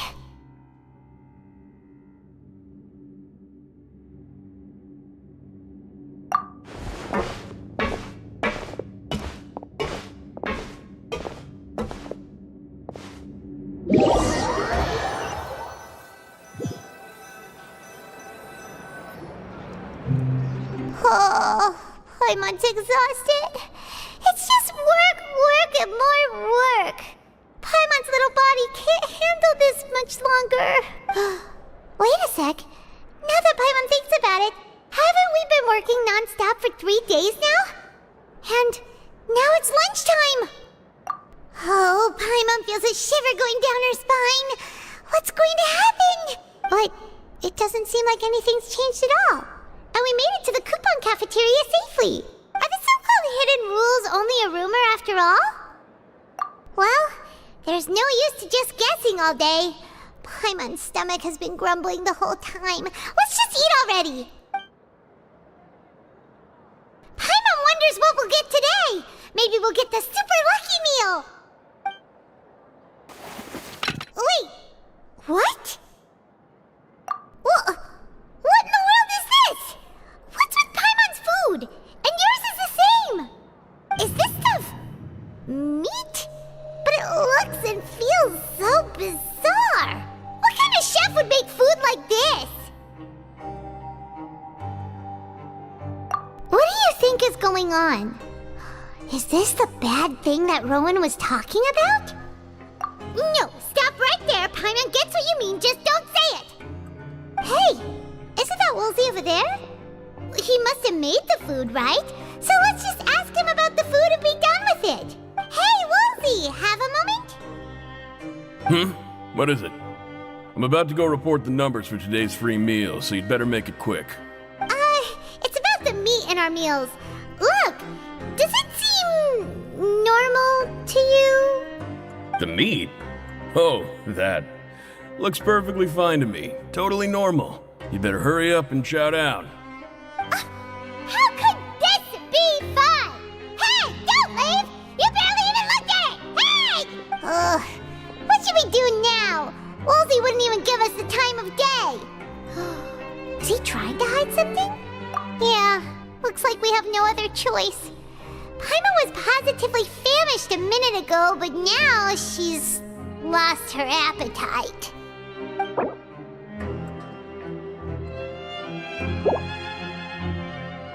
What would you like to do this afternoon?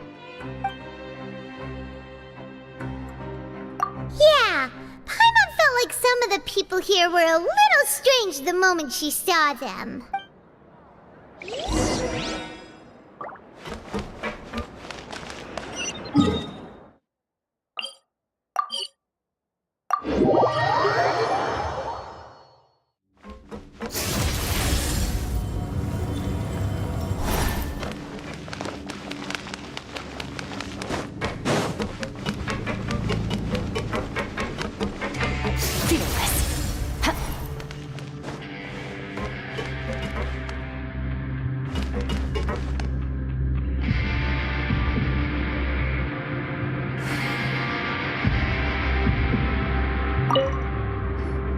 Siegewing? Aren't you supposed to be in the infirmary? What are you doing in the production zone? Hello, Traveler. Paimon.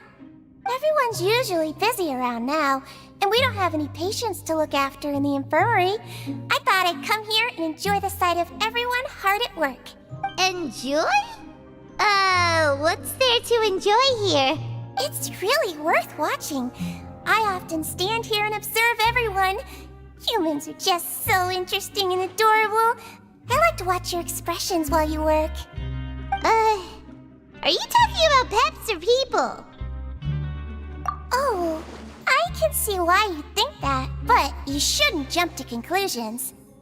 See, we Melazines are a different species, and we see the world very differently from humans.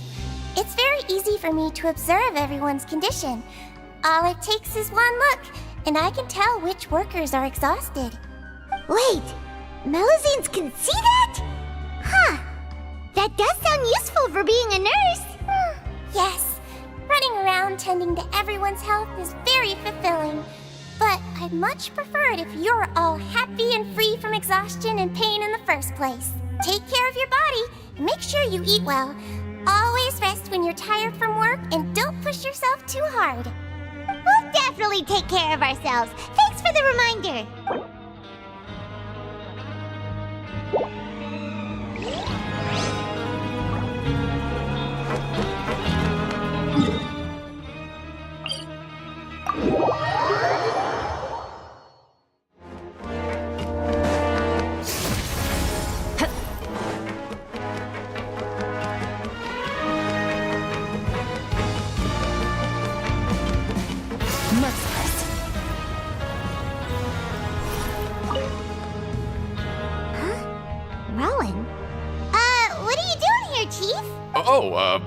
I was injured a bit just now. Nothing major, I think I just pulled something. Little mishaps like this are unavoidable at work, you know? Huh. Paimon wouldn't have thought someone as experienced as the Chief would still get hurt on the job. I just knew you would say that. This is pretty embarrassing. Where's Siegeween when you need her anyway? The one time I need to make a quick trip to the infirmary. Oh, you mean she wasn't in the infirmary? Yeah. The rumors say that there's never anybody in the infirmary in the half hour before lunch, and nobody knows where Siegeween gets off to.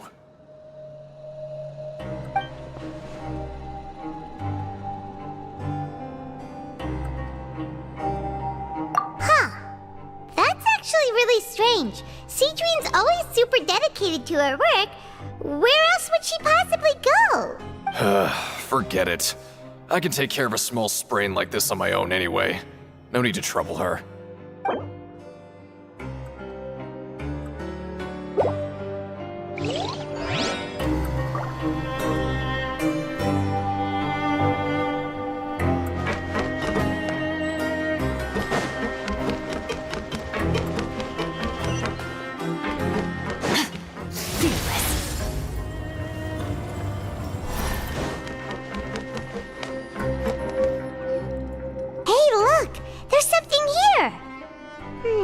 Looks like a research notebook. That suspicious guy peeking into the infirmary just now. Is he a fan of Siegeween? He must have dropped this. Let Paimon read it real quick.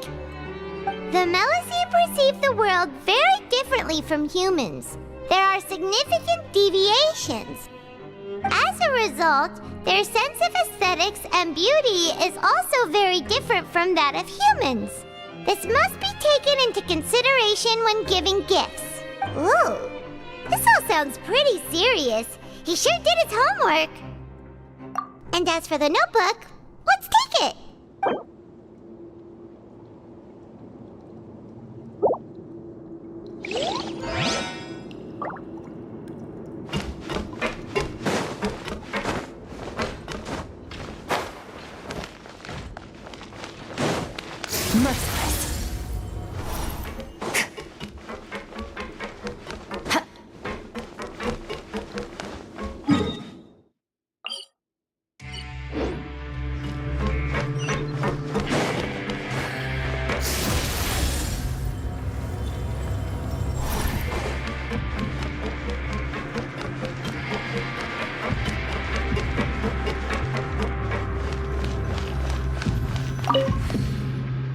Oh, you want to stop investigating and go rest?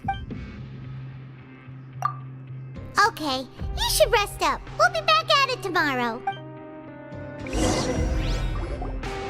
So after working a few days straight, we got some strange meat in our lunch. What was that all about? Has our investigation turned up anything useful recently? Really? Then it looks like that part of the investigation has hit a dead end. Well, we'll keep searching for more clues tomorrow. Good night, Traveler.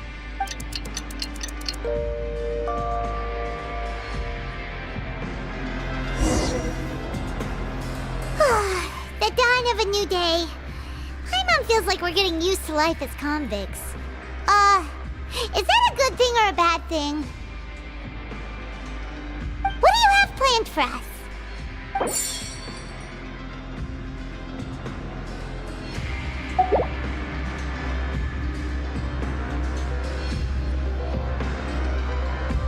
After working here so long, we're really starting to get the hang of it. But doing the same thing all the time can get old pretty quickly. How are you holding up? Yeah, it's good to kick back and relax once in a while.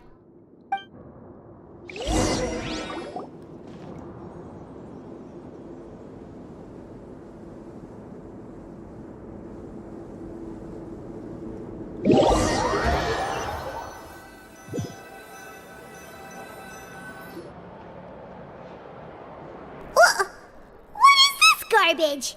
Ooh, it looks disgusting! Oh, Paimon misses your cooking now. What would you like to do this afternoon? Maybe we'll be able to find some leads there. Grab yourself a welfare meal.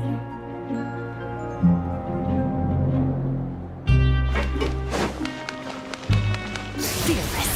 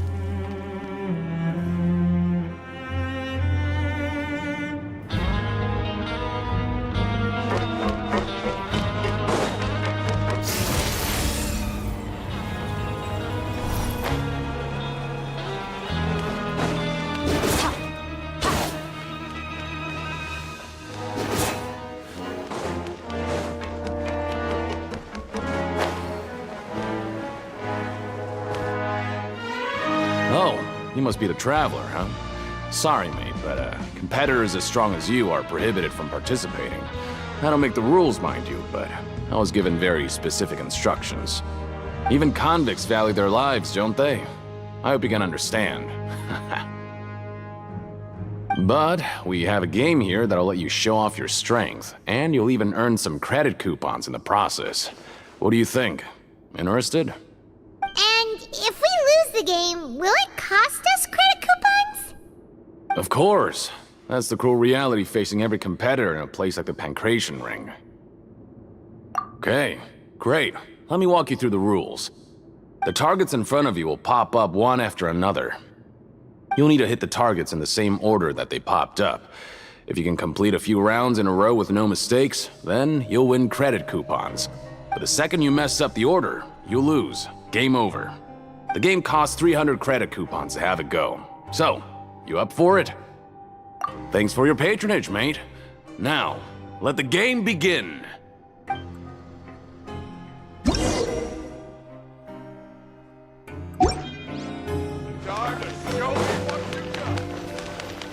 Okay, do your best to hit the targets, just like Colin said.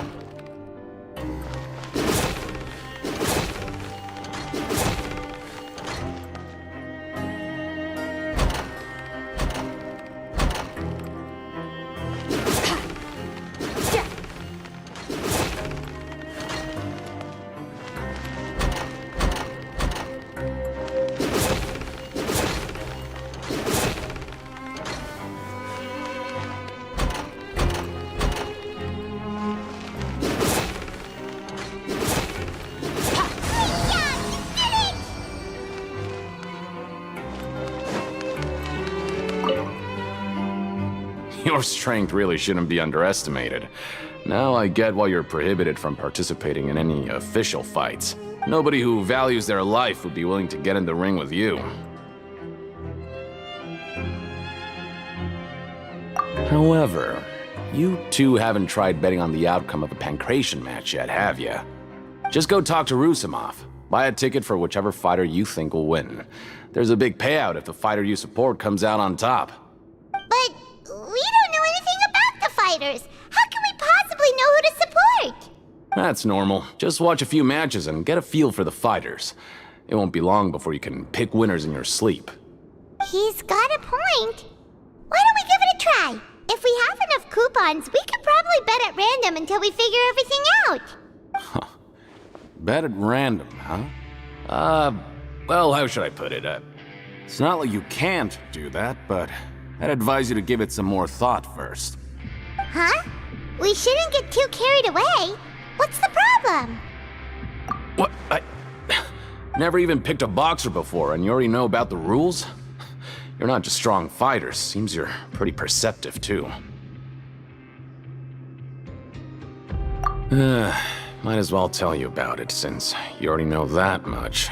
Plus, I think you've got the potential to be one of my greatest customers. I think I can let you in a bid. Besides, I don't want to risk ever losing a customer like you.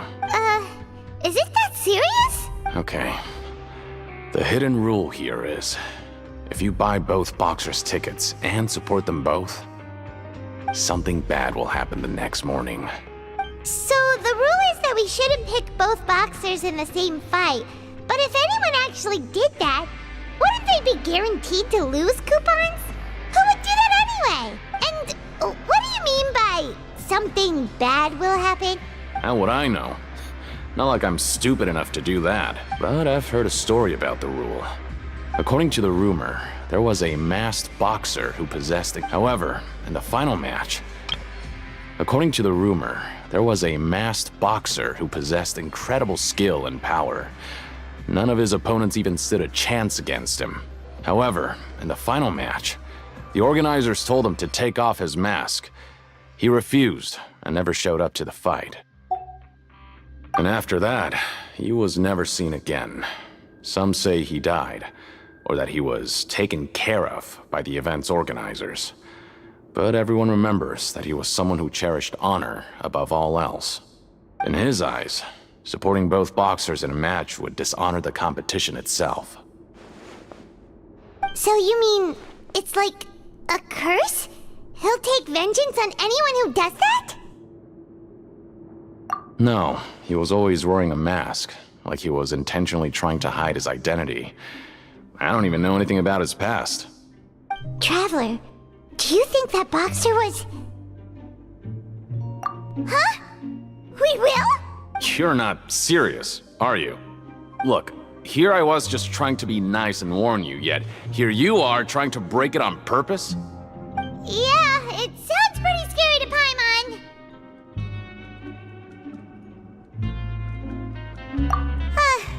Seems you've made up your mind. Just be sure to protect Paimon, okay? Betting on both fighters will set you back about 3,000 credit coupons. If you have enough, then go ahead and give it a try. Just don't come running back to me if something happens.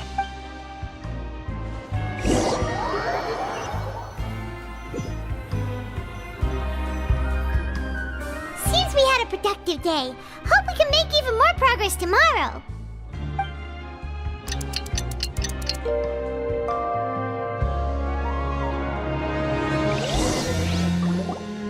Oh, Paimon doesn't want to get up. Paimon still feels completely exhausted from yesterday. What do you have planned for us?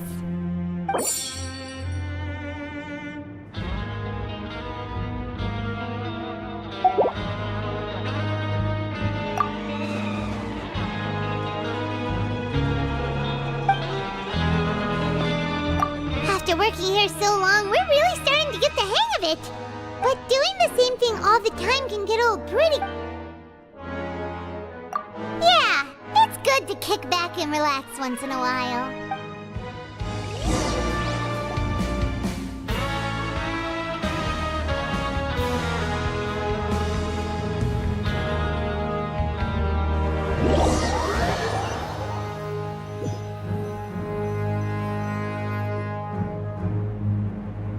Oh, just a regular meal set.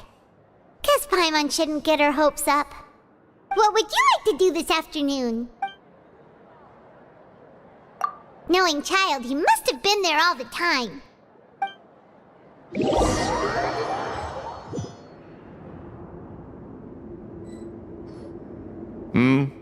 Are you two here to buy tickets?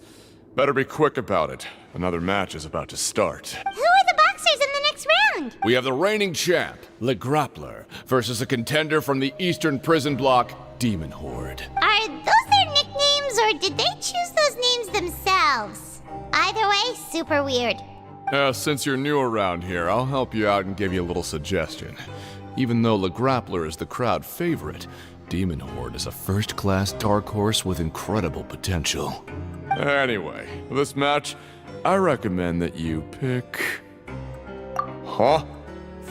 For both fighters? I can tell you're new to this, but I didn't think you were completely clueless. Maybe you don't quite understand the rules, no? Let me try to explain again for you more clearly. You see... Oh, no need. We're aware that we're going to lose coupons.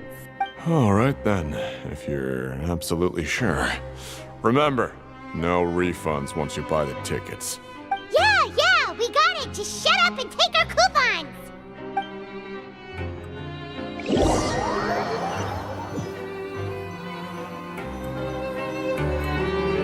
Oh, looks like we won't get a chance to sleep in as long as we're here.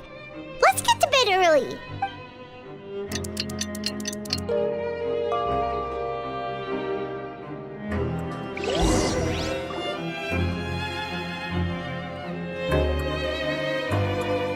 Hey, Traveler, Paimon. Package here for you. The next time you buy something, go pick it up yourself. I'm not a delivery man, you know. Huh? A package? For us? Did you buy something, Traveler? Paimon's not quite awake yet, so why don't you go take a look? Right! Yesterday we broke the hidden rule and bought tickets for both boxers. Oh, maybe this package is the bad thing that Colin said would happen. Paimon suddenly feels wide awake. Wait, maybe let Paimon go hide somewhere first. Just call Paimon after you opened it. Hey, wait! Paimon's still here! Don't open it! Ah! Huh? What is it? Are you... let Paimon take a peek too. Oh.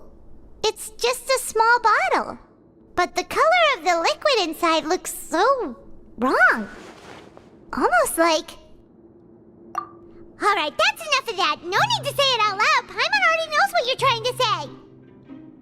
Ugh! No way! Get that stuff away from Paimon!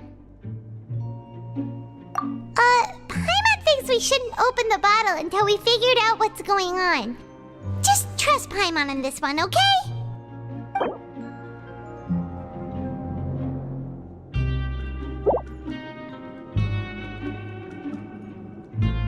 What do you have planned for us?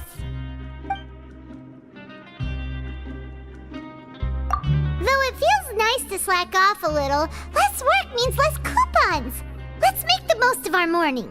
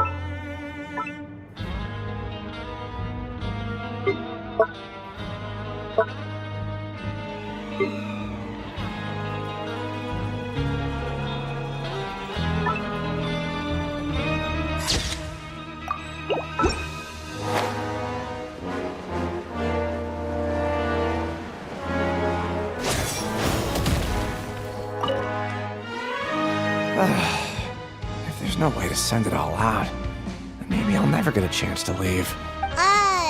Who are you? We've never seen you before, and you don't look like a fellow convict. I'm not! Of course I'm not. Please, don't mistake me for a criminal. I'm a good, law-abiding citizen. Then what are you doing here? You sure seem anxious about something. I'm a promoter for Fontaine, and I'm usually responsible for promoting our drink products. I thought I could complete my task here quickly and return to headquarters, but I've been here way longer than I anticipated. Oh, a promoter from Fontaine? So what kind of problem did you run into? I'm so upset. It's all because of that Duke. After discussing the company's promotional plans with him, he told me outright that my project was worthless. However, in light of our long history of successful collaboration, I still tried to patiently explain the details. However, to my surprise, he just cut me off while I was speaking. Let me take a moment and recall his exact words. I'm just gonna stop you there and say no. If anything, I'm saving you time. It seems you don't fully understand the value of credit coupons here, nor do you understand the value of your own products. The former is because you are from the overworld. That's understandable, and I don't blame you for that. But as for the latter, only someone monumentally stupid, so breathtakingly stupid that they were completely ignorant of the value of credit coupons, despite living in the underworld, would ever possibly consider buying your drink. Let's just forget it. Anyway, that's how he rejected my proposal and asked me to come up with another solution with the condition that it doesn't cause any trouble for him. Can you believe that guy? Well, he is the head honcho here. Not much you can do about that. We met him too and could tell that he's the kind of guy that's hard to pin down. Fine. I know I should just let it go. I'm on his turf after all. His house, his rules.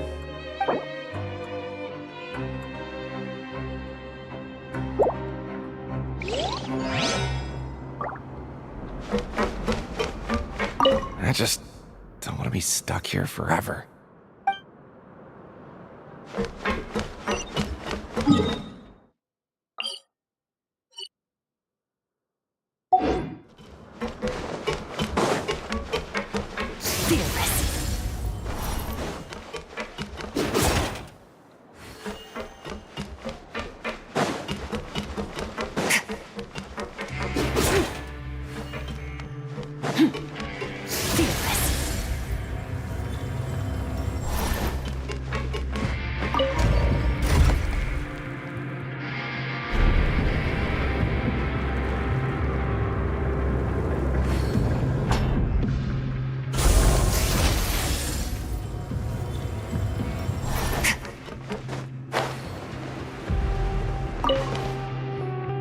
Hey, I heard you crazy fools really did it. You bought tickets to support both fighters, didn't ya? Well, did anything happen?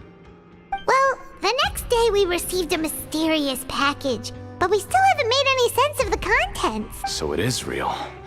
You didn't become cursed or anything like that, did ya? Are you both still okay? Wait, are you sure that it's still you controlling your bodies right now? Paimon's not sure.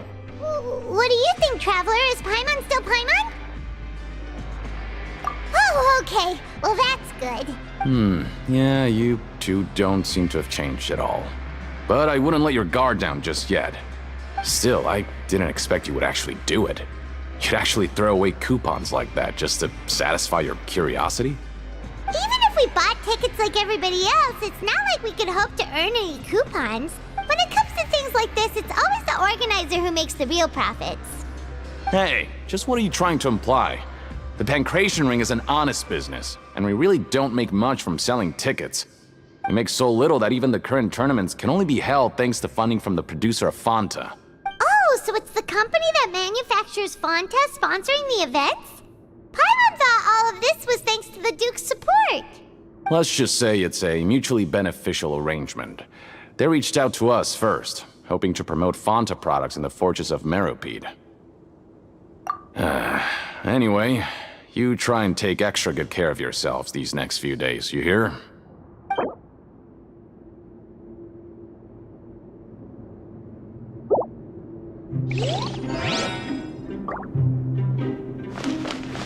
Oh, it's you.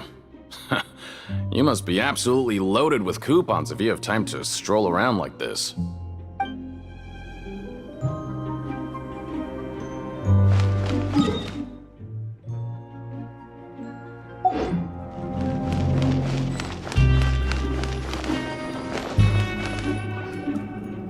Hey, what are these papers scattered all over the ground? Are they registration forms or something? Maybe not. Every page has the Fontaco symbol on it. Maybe it's some flyers from the company. Okay. But if someone catches us, they could accuse us of trying to steal the company's secrets, couldn't they? Oh, you're right. Guess there's nothing to worry about then. Let Paimon have a look here. Without assistance from the Fontaine Research Institute, development of the new product has been slow, and some researchers on the project have voiced concerns. We have no choice but to let the new product undergo the first phase of promotional trials without a designated name or packaging. We will adjust the direction of future development according to feedback. We have decided to only conduct closed, small-scale trials for the time being. Sure doesn't seem like anything unusual. The company is just trying to develop some new products besides Fanta. But it sounds like things aren't going well at all.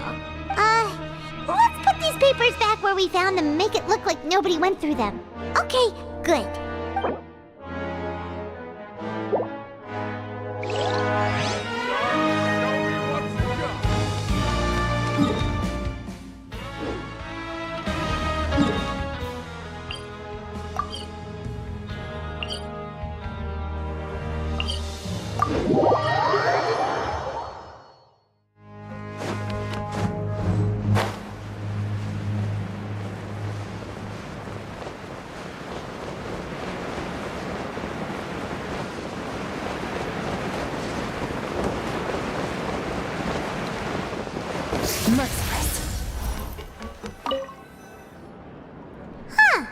We ended up here without even thinking about it.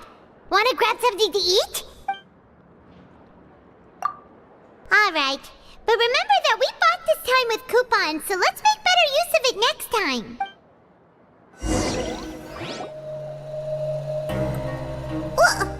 What is this garbage? Ooh, it looks disgusting! Oh, Paimon misses your cooking now. What would you like to do this afternoon?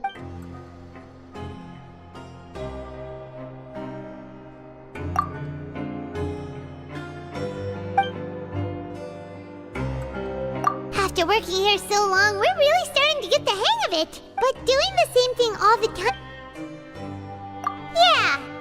good to kick back and relax once in a while.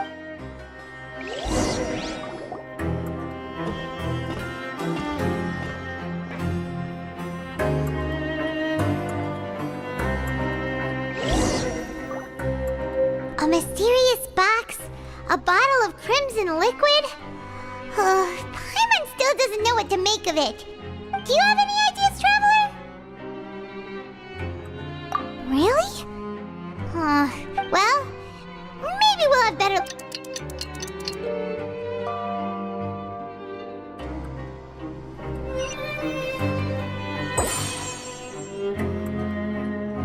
Okay, so we've investigated 2 of the hidden rules. Paimon didn't think this prison would have so many weird things going on. We'd better pick up the pace with our investigation, otherwise we'll never get anywhere. Yeah, let's skip work for now and put our time to good use.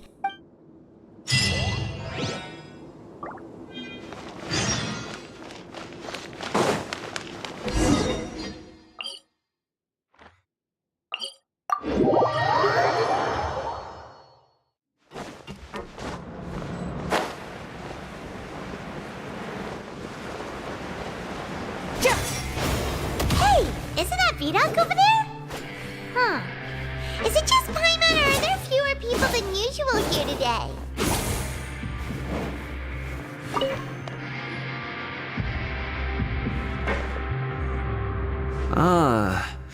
Seeing you at this time must mean you've already saved up a lot of credit coupons. Or at least enough to skip work. Seems you're getting into the swing of things around here. Impressive. Very impressive. So, now can you tell us about the hidden rules you know? If that's what you want to know, I guess you couldn't have come at a better time. Huh? What do you mean it's a good time? Leonid and those other pesky broke urchins have all gone to work in the production zone. I wouldn't want them listening in without paying up. We get it! Just tell us already! So, you know those pipes that make strange sounds? Don't ever, ever go near them at night. Even if you manage to avoid the guards, you might find something even more terrible there. Something even more terrible? Like what? A group of cannibals. Cannibals?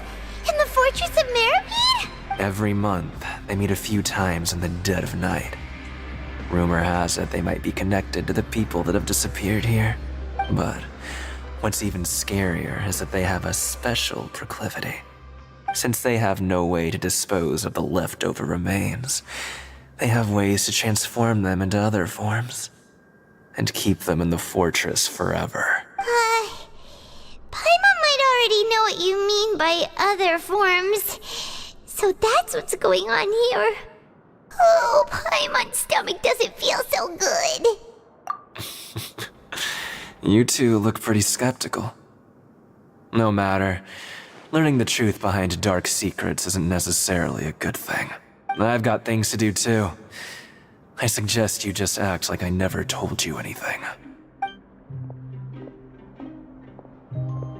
Traveler, can we just trust him on this one? Oh, Paimon doesn't want her blood and flesh entombed here for all eternity? Oh, so that's how you see the situation. Huh. You know, Paimon does feel a little better about it now. When will all the secrets end?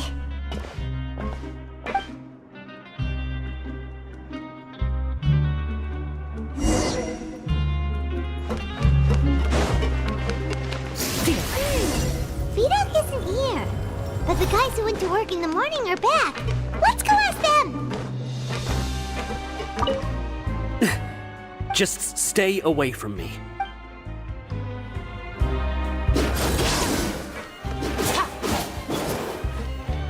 What? What are you saying? You shouldn't go around saying stuff like that.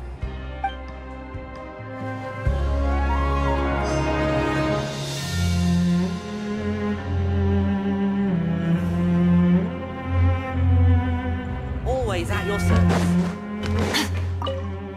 What are you talking about? Listen, you should keep your nose out of other people's business.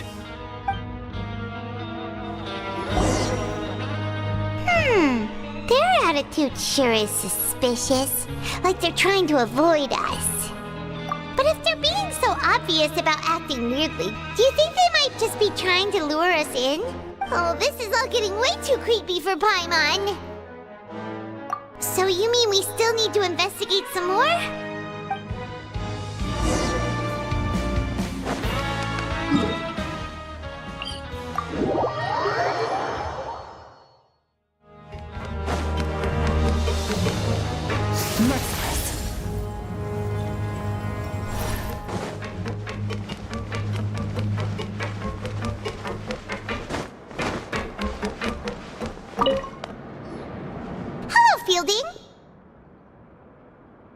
What do you want? Criminals like you ought to be working right now. Catch my drift. We just want to ask you a simple question. Have you ever discovered anything odd during your nighttime patrols? Why are you asking about something like that? Whatever happens at night isn't your concern. All you need to worry about is getting enough sleep.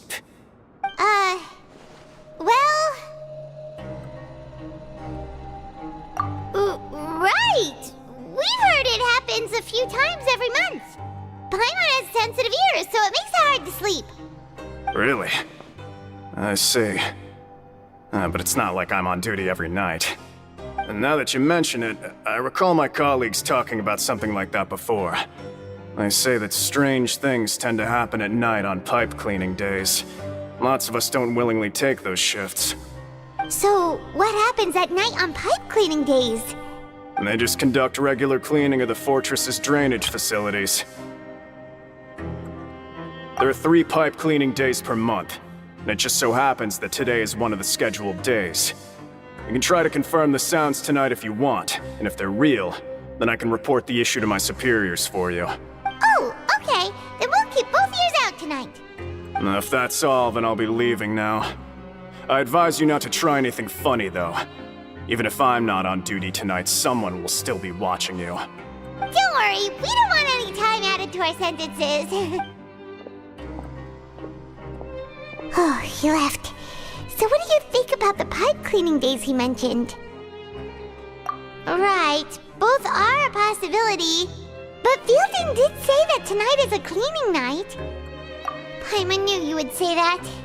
Alright, sounds like we'll be up all night tonight then. Paimon just hopes the guards don't catch us.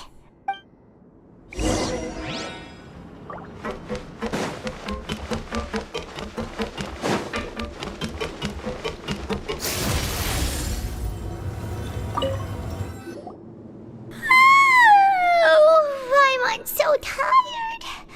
But we can't sleep yet. They'll be cleaning the pipes tonight, so it's the perfect chance for us to investigate.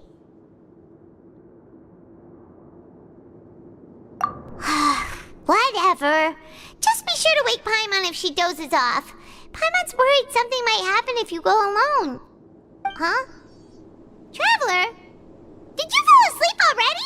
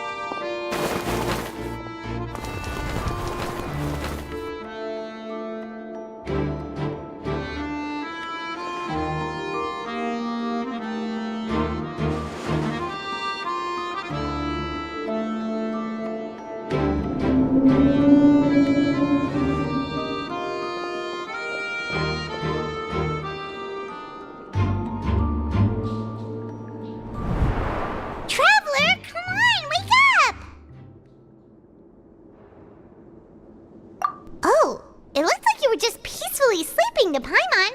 What? Really? so we're finally starting to figure out what actually happened. But what about the cannibals? How do you explain them?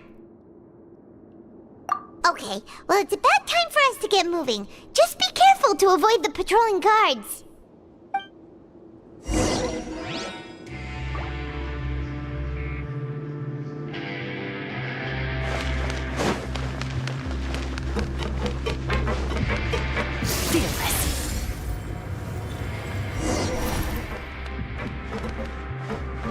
Shh! Careful! We'll get in trouble if the guards catch us.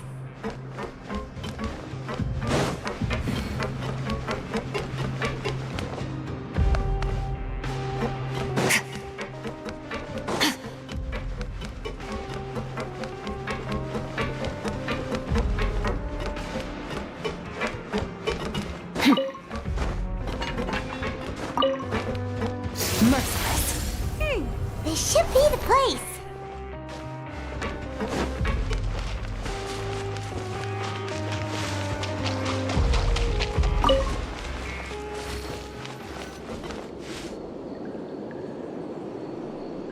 What? I know you. You were the ones we saw. Huh. You've got guts showing up here. You know who we are, right? You'd better leave now. Ain't nobody coming here to save you. What'd you say? Yeah, so what if they were? If you push us, we can make those rumors a reality at any time. Hey, what's the point of all those rumors anyway? What exactly are you trying to do? I don't have to tell you anything. If you turn around, go back to the dormitories, and act like you never saw anything, then I'll pretend that you never showed up here. Yeah, scram. Nothing worth seeing here. Huh? What did you say? Isn't that exactly what Boss said when he left? Hey, do you know our boss? Whoa. We had no idea our boss was such a big deal. He always kept his identity a secret. So, did he have you come here to find us? Oh, so your child's crew here? Seems like he had no problem fitting in. We're the only ones who heard him say those words when he left that night. So unless he somehow told you those exact same words after that... All right. I guess that's proof enough for me. I believe you. Wow, those dreams of yours sure come in handy. We gave him the business for a while, and would always give him a hard time when he first came to the Fortress of Meripede. But here in the fortress, the strong will always earn respect. He was working the longest hours and racking up wins in the Pancration Ring. You could always see how amazing he was, even when he was teaching us a lesson. So eventually, we all decided to follow him. But one day, he suddenly told us that he had to find a way to escape this place, no matter the cost. He said it was because he heard that call again. And as his crew, if the boss wants something, and it's our job to get it done. So, we got to work, and used the hidden rules that were here to make up and spread the rumor about the cannibal rule. We just wanted to give him a better chance of escaping on a night after the pipes had been cleaned. Oh, thanks to your rumor, nobody would want to come anywhere near here, prisoner or guard. Wow, it sure is easy to exploit people's fear of the unknown. But has a child already escaped? Why are you all still coming here after pipe cleaning day? Because as far as we know, the pipe he went into isn't actually an exit. It should be a dead end. It leads to an abandoned factory area, and even if there were a way to escape from there into the sea, we're still way too deep. No one could ever reach the surface alive. But Boss still insisted on going in. It's like he was obsessed about it. So we told him that we'd pretend as if he never existed while he was gone, and that if he wanted to come back, he should wait for nighttime on a pipe cleaning day. That way, we could meet him here and help cover the whole thing up. So you come and wait here through the night a few times a month just because of that promise? Yeah, but it's been so long now. We already know in our hearts that he must have managed to escape somehow. Is it also possible that something unfortunate happened to him? Nothing could ever defeat Boss or slow him down. It's one thing we know for sure. Okay. Paimon was just brainstorming possibilities. Alright. Keep quiet and follow us.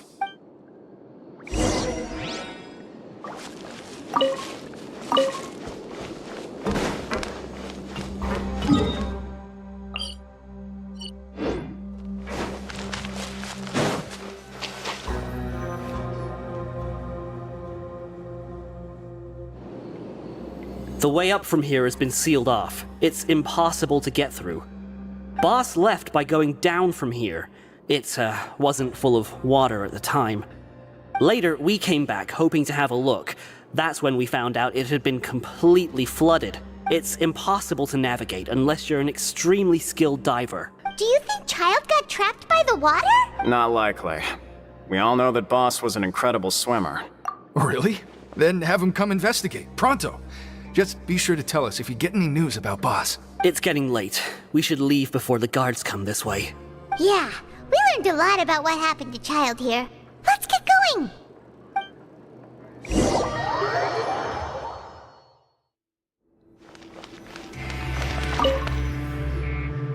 Whew. We finally learned some key information. Seems all of our investigative work has finally started to pay off. When you said you knew a diver, you were talking about Fremine, right? If we ask Linny, he'll definitely have Fremine help us. Ugh. Why is Child like this? What was he doing going into the pipes?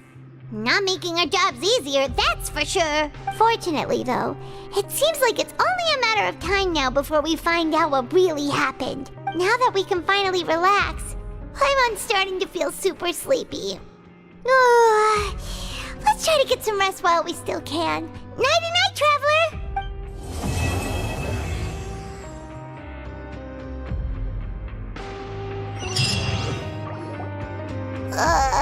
It's morning already?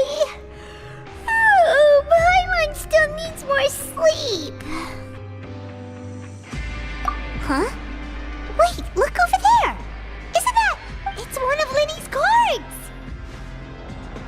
Let Paimon see what's written on it. Maybe you haven't heard, but today is the monthly free day. Everyone has the day off today, which makes it the perfect time to do some investigating. It's been a while since we last talked. Have you been making any progress lately? Let's meet at our usual spot in the factory area before lunchtime. I have new information. Ooh, today's our lucky day. We have the day off. From the sound of it, Lenny's been making progress with his investigation. Wonder what he's discovered. We still have some time before we meet up. Let's talk with the people here for a bit more before we go.